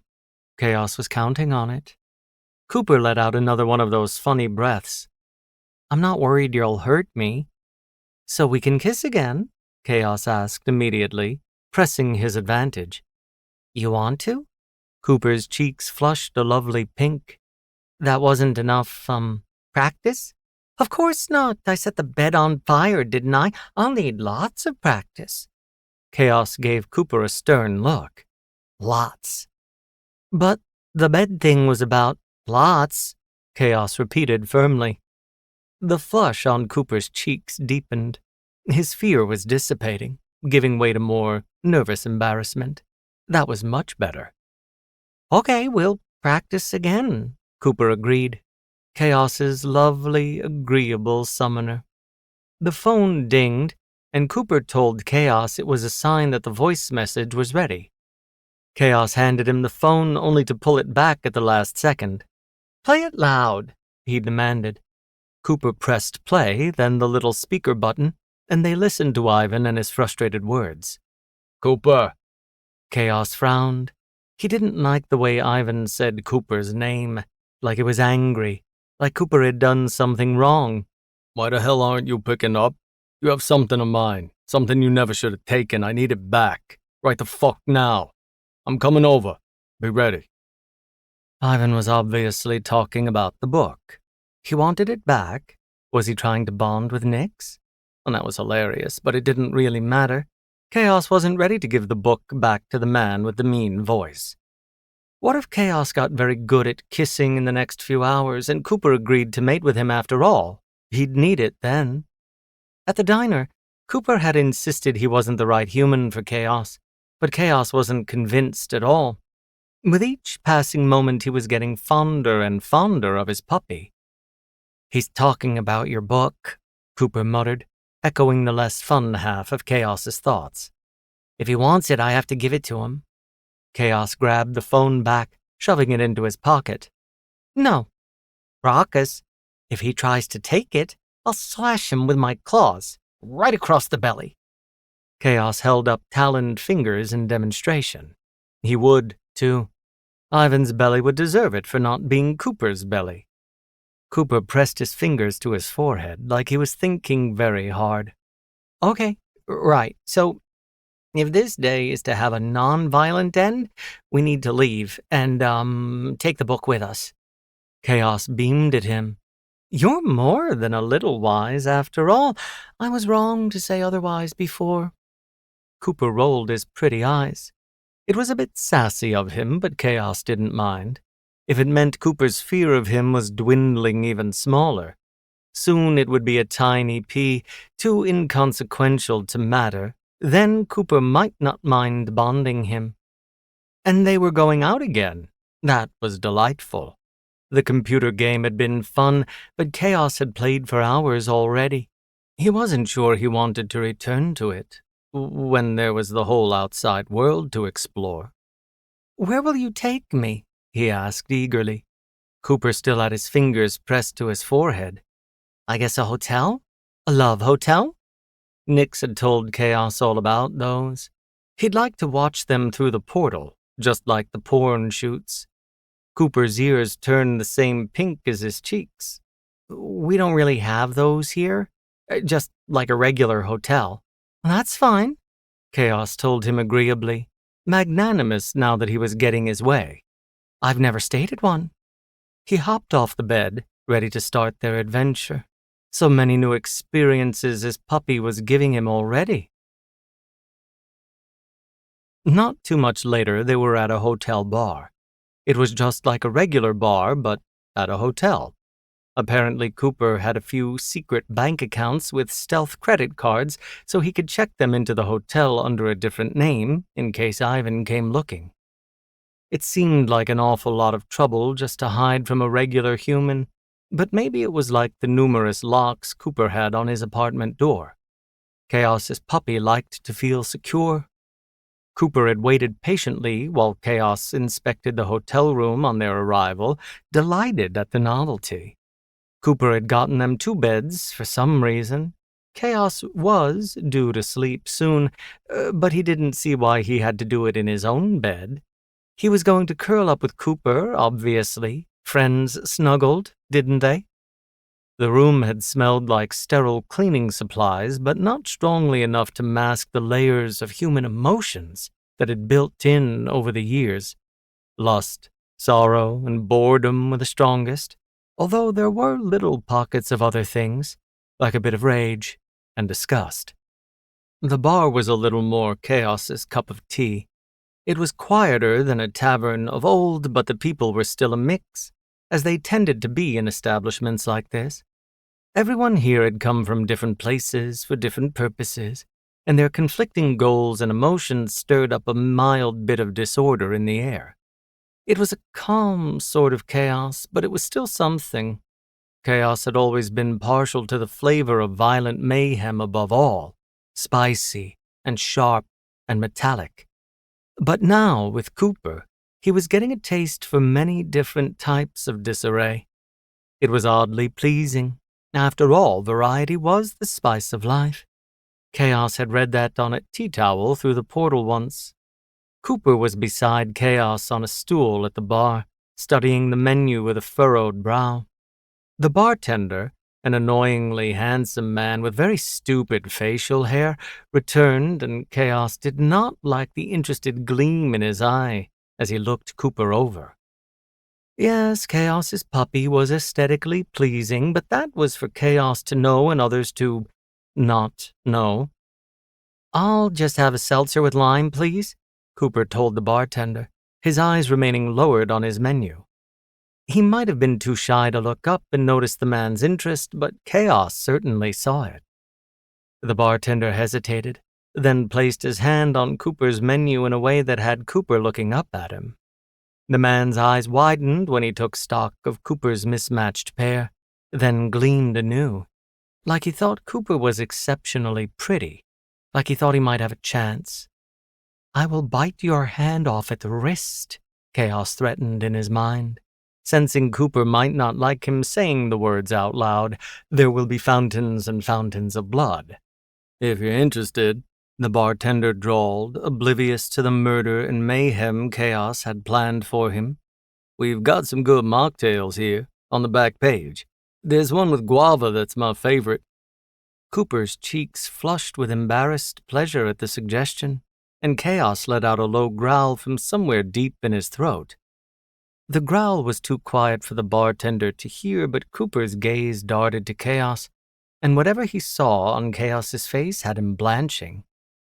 Cooper nodded frantically at the bartender.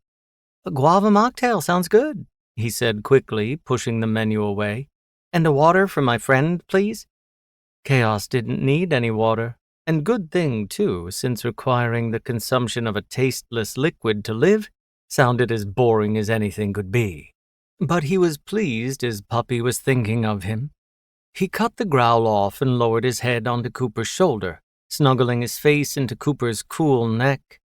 When the movement garnered the bartender's attention, Chaos flashed his true demon eyes at the man, grinning when confusion washed over his face. "That'll be all," Chaos crooned, just as sweet and polite as his puppy. When the man had scurried away, Chaos lifted his head.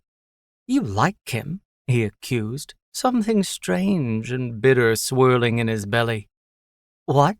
Cooper seemed genuinely confused by the allegation. I don't even know him." Chaos pressed a finger to Cooper's cheek. "You blushed." "I blush when strangers are nice to me. It's embarrassing in, like, a nice way." Chaos considered that. "Am I nice to you?" He thought he was, at least by his own standards, but he wasn't sure Cooper felt the same way. Chaos didn't know how he could be much different, though, if Cooper disagreed. He was what he was. Cooper seemed to consider the question, his brow furrowing thoughtfully. "You are," he said after a moment, in a bossy sort of way. "And you like bossy?" Chaos pressed. "I don't mind it," Cooper said with a shrug. I'm pretty easygoing. Even though lots of things make you nervous, it's easier to deal with that stuff when I'm doing it for someone else. Like I wouldn't necessarily be hanging out at a hotel bar by myself, but with you here, it's not so bad. Oh, well, that was a lovely thing to say. Chaos lowered his head onto Cooper's shoulder again, suddenly pleased with the general state of things. The bartender approached with their drinks, and this time Chaos flashed his fangs at the man. He backed away with a start, then held a hand to his forehead as if checking for a fever. He eyed Chaos warily as he headed to the opposite end of the bar, leaving them in peace. Cooper shot Chaos a suspicious glance as he tasted his mocktail. "What did you just do?" Chaos grinned innocently, his blunt human teeth back in order. I smiled at him. Speaking of mouths and teeth that were sharp and then not sharp, Chaos took out Cooper's phone. Cooper had given him his password, and Chaos had done some research while they were in the rented car on the way to the hotel, when Cooper had been distracted by his cards and accounts. Just because Ivan had interrupted them didn't mean Chaos was letting go of his advantage. "Puppy?" Chaos asked sweetly. Cooper looked up from his drink. "Yeah?" Chaos pushed the phone toward him, showing Cooper the video he'd pulled up. "Can we practice this next?" Cooper yelped, flipping the phone over and shoving it down onto the bar top, glancing around like he'd just committed a crime. His cheeks were much redder now than they'd been with the bartender. "Chaos," he said in a low voice, as if afraid for his words to carry. "You can't pull up porn at the bar." "Why not?" Chaos asked with a pout. "I kept the sound off." Chaos had thought Cooper would appreciate the courtesy. His puppy didn't like too much attention being drawn to him, but perhaps Chaos had been mistaken. Cooper took some slow, deep breaths, his chest rising and falling noticeably with each one. He sipped his drink once, then again. Chaos waited him out, see how patient he could be. "You want me to blow you?" Cooper finally asked, his voice just as low and quiet as before, not even looking at Chaos for some reason. "No, silly," Chaos told him at his usual volume. "I want to blow you." In case Cooper didn't fully understand, he clarified, "I want to put my mouth on your cock and suck on it." He'd wanted to do it since he'd seen the first video of it in Cooper's porn stash. There were just so many ways for humans to mate with each other, almost none of which Chaos had ever had a chance to explore. Too busy following orders and unleashing mayhem. But now he was here, with his agreeable puppy, and he wanted to try all of them. Cooper lowered his head onto his hand, his ears now the same red as his cheeks. "Oh my fucking God." Chaos patted Cooper's pretty hair and winked at the bartender, who was gaping at them. Chaos didn't mind the man and his stupid facial hair so much, now that everyone knew where everyone else stood. The hotel bar was pretty fun after all. Chapter 9. Cooper sat on the edge of the hotel bed in his underwear, nibbling on his thumbnail as he tried to get the storm of butterflies in his belly to calm its rioting. Chaos was standing in front of him, fox eyes narrowed and gleaming in anticipation. They'd finished their drinks at the bar with Cooper in a sort of daze, or at least Cooper had finished his drink. Chaos had just dipped his fingers in his water and flicked them at the bartender when Cooper wasn't looking, until Cooper had caught him and asked him to stop. Cooper was pretty sure he'd paid his bill, or maybe he'd charged it to the room. Hopefully he'd tipped that poor bartender, Jesus. Why had Cooper agreed to this again? Except he knew why, didn't he? He'd agreed because there was something about Chaos that pulled him in, something Cooper didn't have it in him to resist. It was all of it, the whole package. Chaos's delight in everything Cooper had to offer, the warm weight of his head on Cooper's shoulder, the firm grip of his hand as they walked, the intensity of his attention and the dangerous aura he emanated without care. It was all so compelling. Cooper would probably never come across anything or anyone as compelling ever again in his life, and he might be a little cowardly by nature, but he still wanted to take advantage while he could, before he had to go back to the small, contained existence he'd been living before. And even though it should have been horribly awkward, Cooper sitting in his underwear while Chaos stared at him, back in his demon form but still fully clothed, Cooper was already half-hard, nervous embarrassment mixing gleefully with arousal in his belly in some sort of strange internal cocktail. He cleared his throat, dropping his hand from his mouth. They couldn't stare at each other forever, as much as Chaos seemed willing to. "You said you've mated before. Was that with humans?" Chaos shook his head, his gaze laser-focused on Cooper's underwear-clad cock in a way that should have been ridiculous, but was for some reason making Cooper's dick twitch. "Demons, mostly. There were a few in the void in the very beginning who were agreeable." He cocked his head in thought, although his eyes never left Cooper's dick. "One human, long ago, a madman, vicious and wild." He said it almost fondly, and something bitter clenched in Cooper's gut. Which was stupid, plain and simple. What right did Cooper have to be jealous, especially of some random hookup from centuries ago? Still, he found himself warning, in case Chaos was expecting more of the same. "I'm not generally like some sort of wildcat in the bedroom." "No, you aren't, are you?" Chaos said with a sly smile, his golden eyes finally darting up to meet Cooper's gaze. "You're sweet." He reached out a taloned hand to stroke Cooper's bare knee. "Pliant." His thumb swept up the sensitive skin of Cooper's inner thigh. "Agreeable." Cooper squirmed. Should he be offended right now? And Chaos tightened his hold. He'd said those things, sweet, pliant, agreeable, like they were positives, like they got him hot or something. Cooper cleared his throat again, trying for a smile. "Well, I guess I'm the right person to teach you to be gentle with humans then, huh?" Flames danced in Chaos's vertical pupils. "Yes, exactly the right person." He stepped closer, his hand sliding up Cooper's leg to tug on his boxer briefs. "Off," he demanded, somewhere between insistent and petulant. "They're covering what I want to see." Jesus. Cooper sucked in a breath, but he supposed agreeable might be the right adjective after all, because he shimmied his underwear down and off as ordered, revealing his half-hard cock to Chaos's intent gaze. He was aware he was painfully average in that department, even on the smaller side, but Chaos made a quiet, intrigued noise, his lips curling in delight. His fingertip brushed against the head of Cooper's cock, and Cooper held back a shiver at the light touch. "I don't have this," Chaos mused, stroking again. For a second, Cooper thought Chaos was telling him he didn't have a cock at all, but then he realized. "Foreskin? I like it." Chaos continued to stare, unblinking, as Cooper started hardening fully under his touch. He licked his lips as Cooper's cockhead started peeking out, his foreskin retracting, and then Chaos pushed it back fully, his touch gentle as anything, despite what he'd said about needing to learn. "Pretty," he whispered, more to himself than to Cooper. "Very pretty."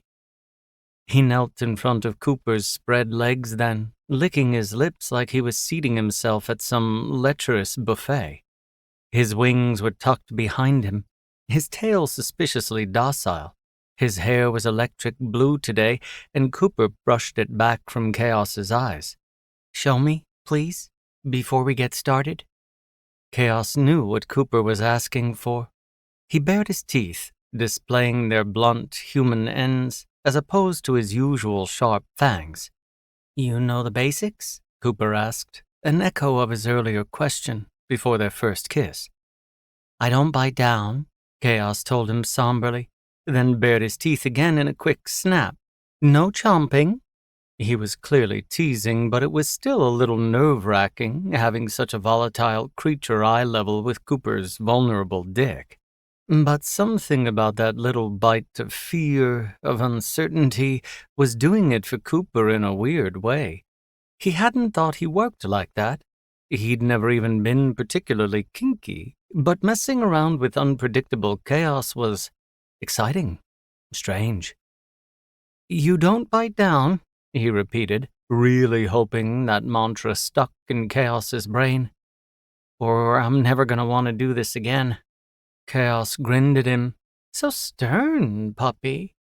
"Yeah, well, I have strong feelings about my dick getting bitten off." "I would never bite off something so lovely," Chaos murmured, stroking a finger along the head of Cooper's cock again. A drop of pre-cum beaded at the slit as Cooper sucked in another sharp breath, and Chaos hummed happily. "You only have the one, after all." "Do you?" Cooper was struck by a daunting thought, and his eyes dropped to Chaos's crotch. "You don't have more than one, do you?" "Would you like to see?" Chaos didn't wait for an answer. He stopped caressing Cooper and hopped to his feet immediately, his clothes disappearing in a flash, leaving him naked. He was... wow.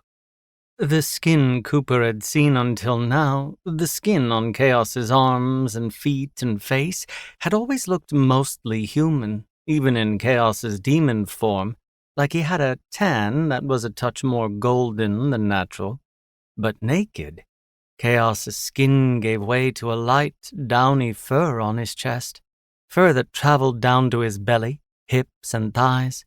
It matched the light golden brown of the tuft of his tail.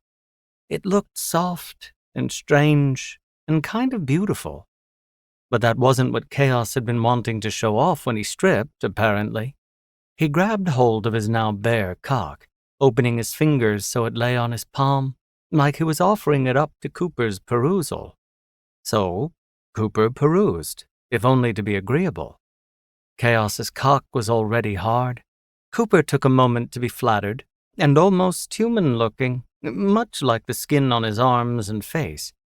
It was larger than what Cooper was used to taking, but tapered at the tip, and it had bumps going along the top and bottom. They almost looked like subdermal piercings, if those were things that demons had. The veins running along it were black and weirdly plentiful. Overall, it was more intimidating than what Cooper had been expecting. But what the fuck did he know about demon dicks? He guessed it was just a good thing he wasn't the one giving head this time around. "What do you think?" Chaos asked eagerly, lifting his cock higher, as if to give Cooper a better look.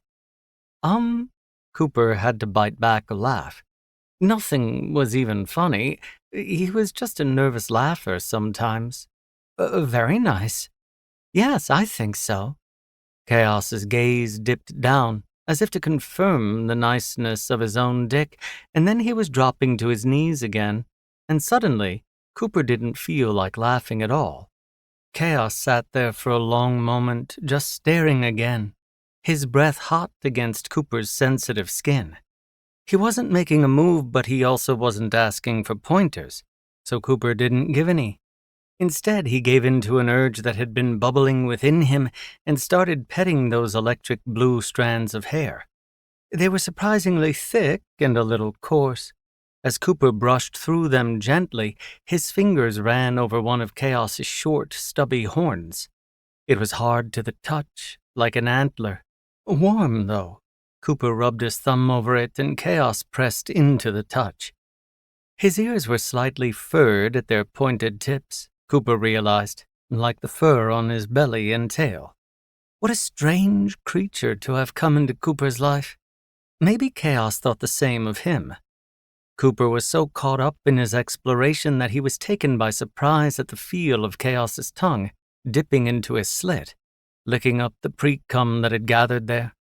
Cooper sucked in a strangled breath. Chaos's tongue was rough and pointed again, hot to the touch. Chaos swirled it around Cooper's tip, and Cooper shuddered, his lower belly tightening. Fuck, he hissed when Chaos did it again. Cooper's hand still caught in his hair. Chaos started licking him in earnest then, slow but thorough, along the sides of his cock, down at the base, only to come back up and slowly trace the folded ridges of his foreskin. Cooper hardly breathed through it, this careful exploration. It should have been a miserable tease, but it had been so long since he'd been touched properly. His legs were shaking in no time. After he'd covered every bit of Cooper's dick with his saliva, Chaos leaned back with a happy hum. You taste nice. Salty. Cooper could only nod, still barely breathing, and Chaos smiled at him. I'm going to take you in my mouth now, and I'm going to watch my teeth.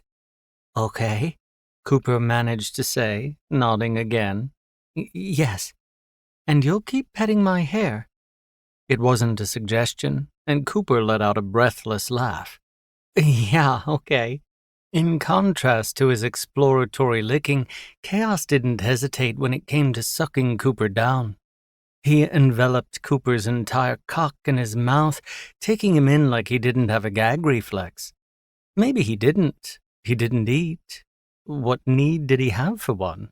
His mouth was almost unbearably hot, and Cooper gasped at the sensation, his thighs tensing and his toes curling.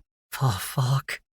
Chaos held him in his mouth, his tongue exploring again, and it took everything in Cooper to keep his hips still, to let Chaos run the show without any interference. Chaos butted his head into Cooper's hand, and Cooper realized he was slacking on his orders. He tried to focus, petting Chaos's hair again. And then Chaos started sucking, the tight, hot pressure almost painfully good. Cooper let out a weird, inhuman noise he'd never made before, half-strangled moan, half-plea. He couldn't find his breath again, too busy choking on air, as Chaos shoved his cock deeper before coming back up and doing it all over again. Chaos hummed happily at Cooper's frantic noises, and the vibrations from it did nothing to help Cooper's composure.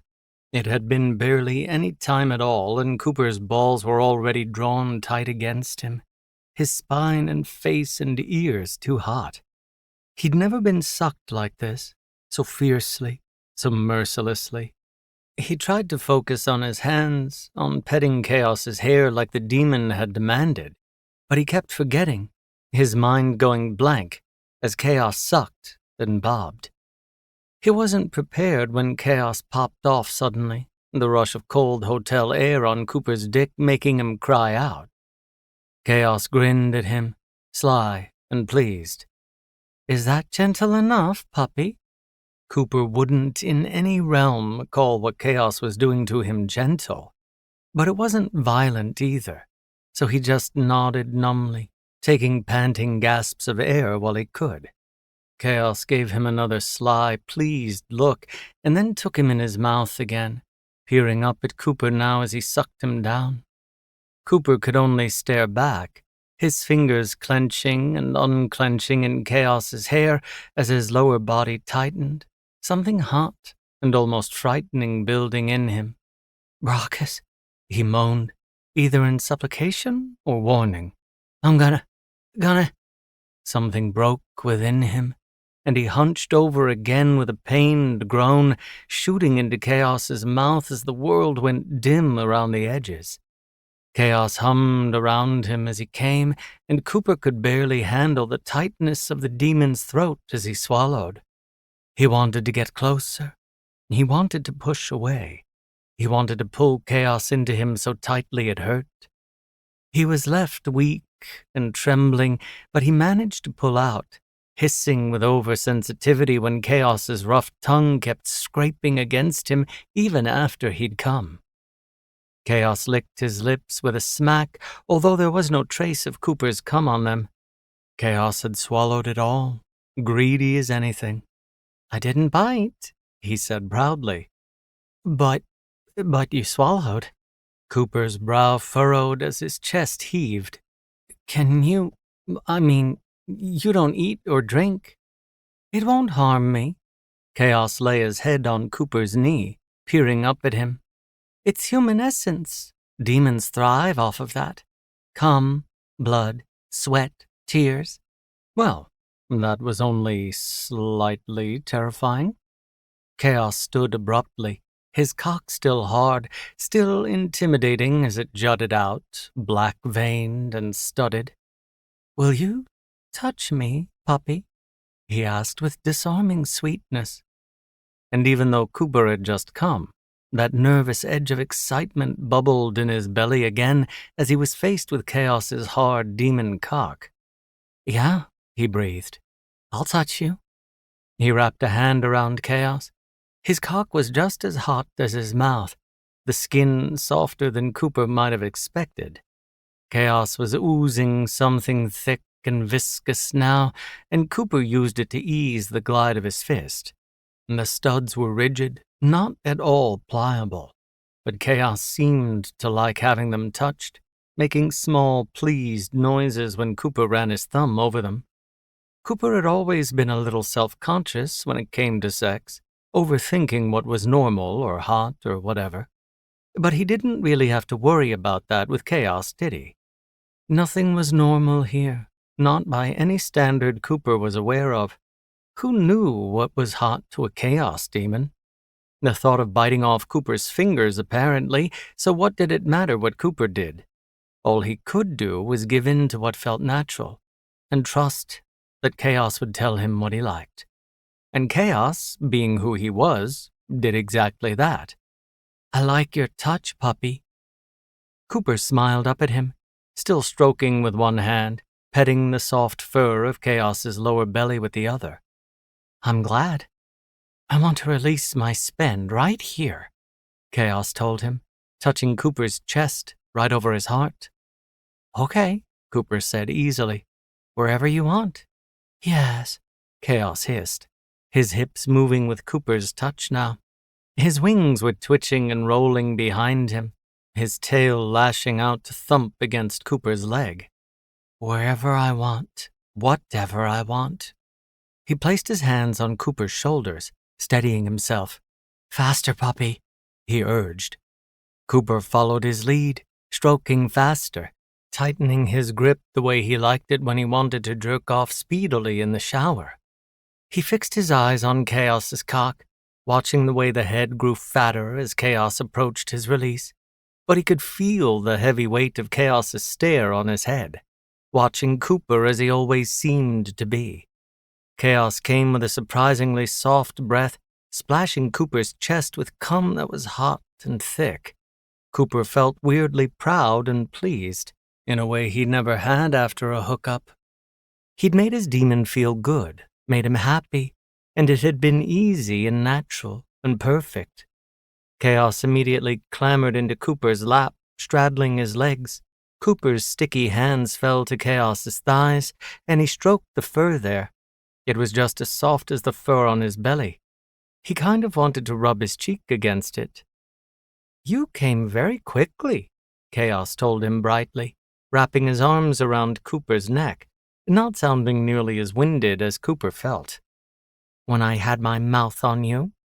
It's been a while, Cooper admitted, too content to feel even slightly embarrassed. For some reason, he added, I've been really lonely. I know, puppy, Chaos told him, running his talons gently through Cooper's hair. I know. After a moment, he said quietly, I think I was lonely too. Cooper gave in to his urges and dropped his head to Chaos's chest, rubbing along the fur there. He was tired all of a sudden, and yet felt too good to want to move. Didn't you have your demon friends? They were there, but they weren't mine. Not like you. Chaos twisted Cooper's earlobe, tugging gently. The four of us were just thrown together. Except maybe Nyx. I would call him a friend, I think. Nyx, the gorgeous purple-eyed demon. Was he one of the ones who'd been agreeable to Chaos's advances? Cooper didn't want to think about it, not when he was feeling so nice. If we'd waited for Ivan, you could have seen him again. Chaos didn't respond to that. Instead, he said, his voice serious and almost sad, I was in the void for a very, very long time. He paused, and Cooper thought that might be it, but then he continued. I thought a lot about what I wanted when I finally escaped. How I wanted to be summoned back to the human realm, but didn't want to be ordered about, following some summoner's pathetic whims. I wanted to explore, to play. But then you came along. Chaos leaned back, pushing Cooper's head up from his chest. He stroked Cooper's cheek. You summoned me, but I think I summoned you too. Cooper didn't know what to say to that, so he told the truth. I'm glad you did. Chaos beamed at him, hopping off his lap in the next instant. Before Cooper could mourn the loss of their closeness, Chaos was tugging his hand, pulling him into bed and under the covers. He draped himself over Cooper's chest, his wings tucked tight against his back, like he was going to sleep with him there. Cooper saw for the first time that he had a tattoo on his back, in between his wings, swirling and chaotic and golden. I'll sleep beside you now, Chaos murmured, and when I wake before you, I'll play more of your game. In the morning, you'll teach me new games to play so I don't get bored and destructive when you're busy. And after we feed you... He was warm and soft, and his smoky scent was becoming addictive. Cooper sighed, tucking his chin over Chaos's head, listening to his plans and sweet demands.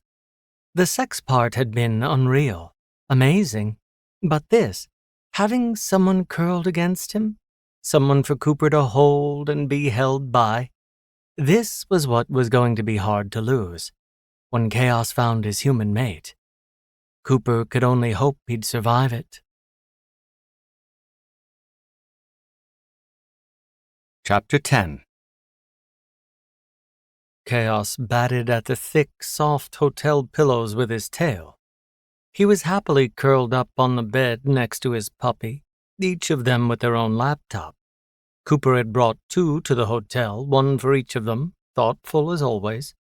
After that first night in the hotel, when Cooper had so agreeably let Chaos practice being gentle with his mouth, they'd spent all day yesterday and last night switching off between exploring outside for Chaos and work time for Cooper, where Cooper attended to Ivan's tasks for him and Chaos played video games while wishing various deaths upon Ivan for taking up so much of his puppy's precious time.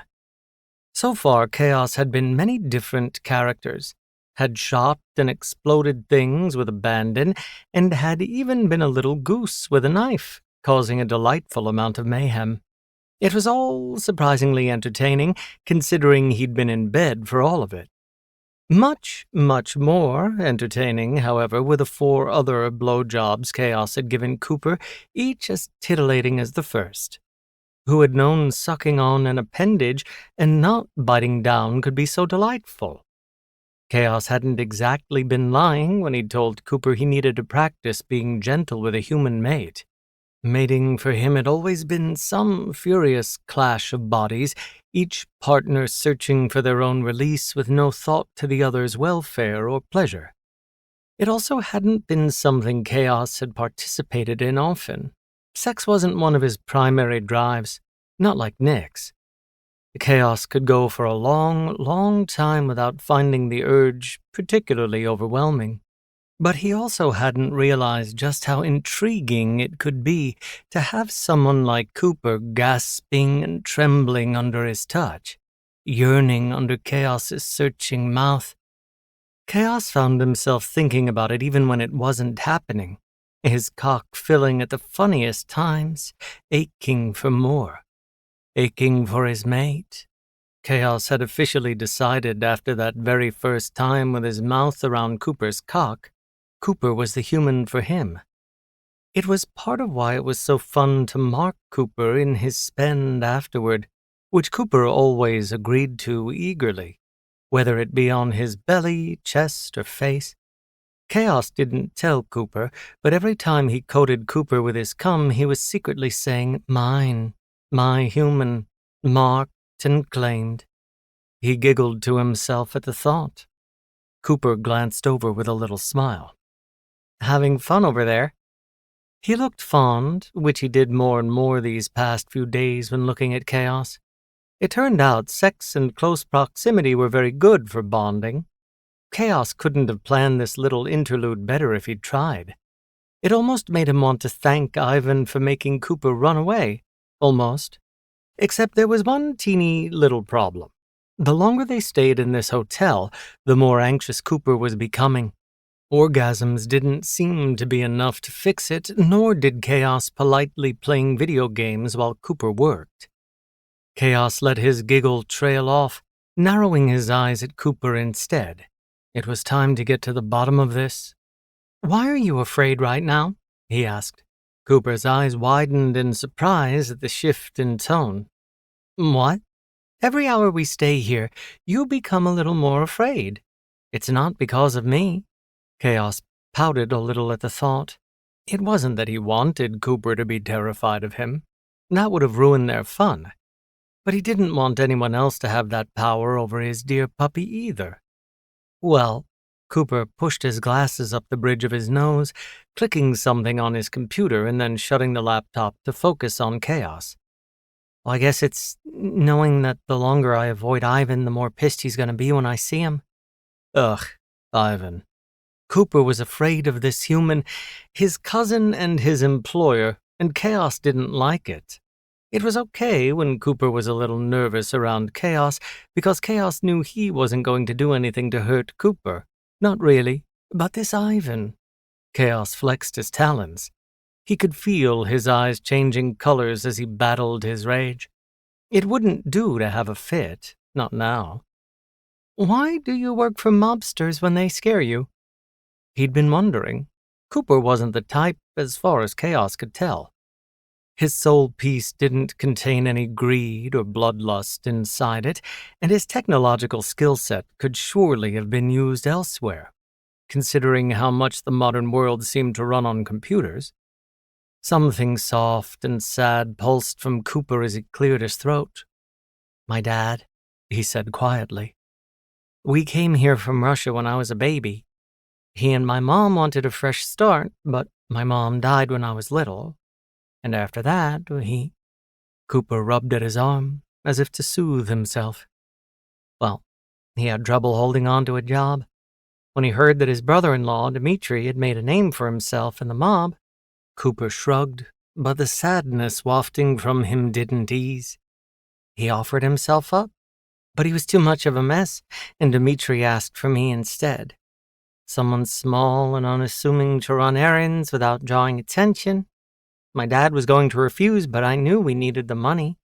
So I started working for Dmitri when I was still a teenager. And then when Ivan took over, he started using me for what I actually do best." Chaos frowned, trying to sift through the emotions roiling around the room. He couldn't tell if Cooper was sad because he was thinking about his dad or sad about the circumstances surrounding him coming to work for Ivan. This was where Nix would have come in handy. He knew humans better than Chaos did. But Cooper was Chaos's human, so Chaos would have to muddle through. "You could leave," Chaos offered. "I'd protect you." Cooper didn't say anything. Maybe he didn't believe that Chaos could protect him. At least not forever, because he still thought Chaos was leaving one day. Chaos pouted, shoving the laptop off his lap with a huff. He turned to Cooper. "If we were to give the book back to him, would you be less afraid?" Cooper scratched at his neck sheepishly. "It would be one problem solved, sure." Chaos considered as he stared at his human, amused at the way even that little bit of attention turned Cooper's cheeks pink. Cooper wasn't ready to commit to a bond yet. Even Chaos knew enough to know that.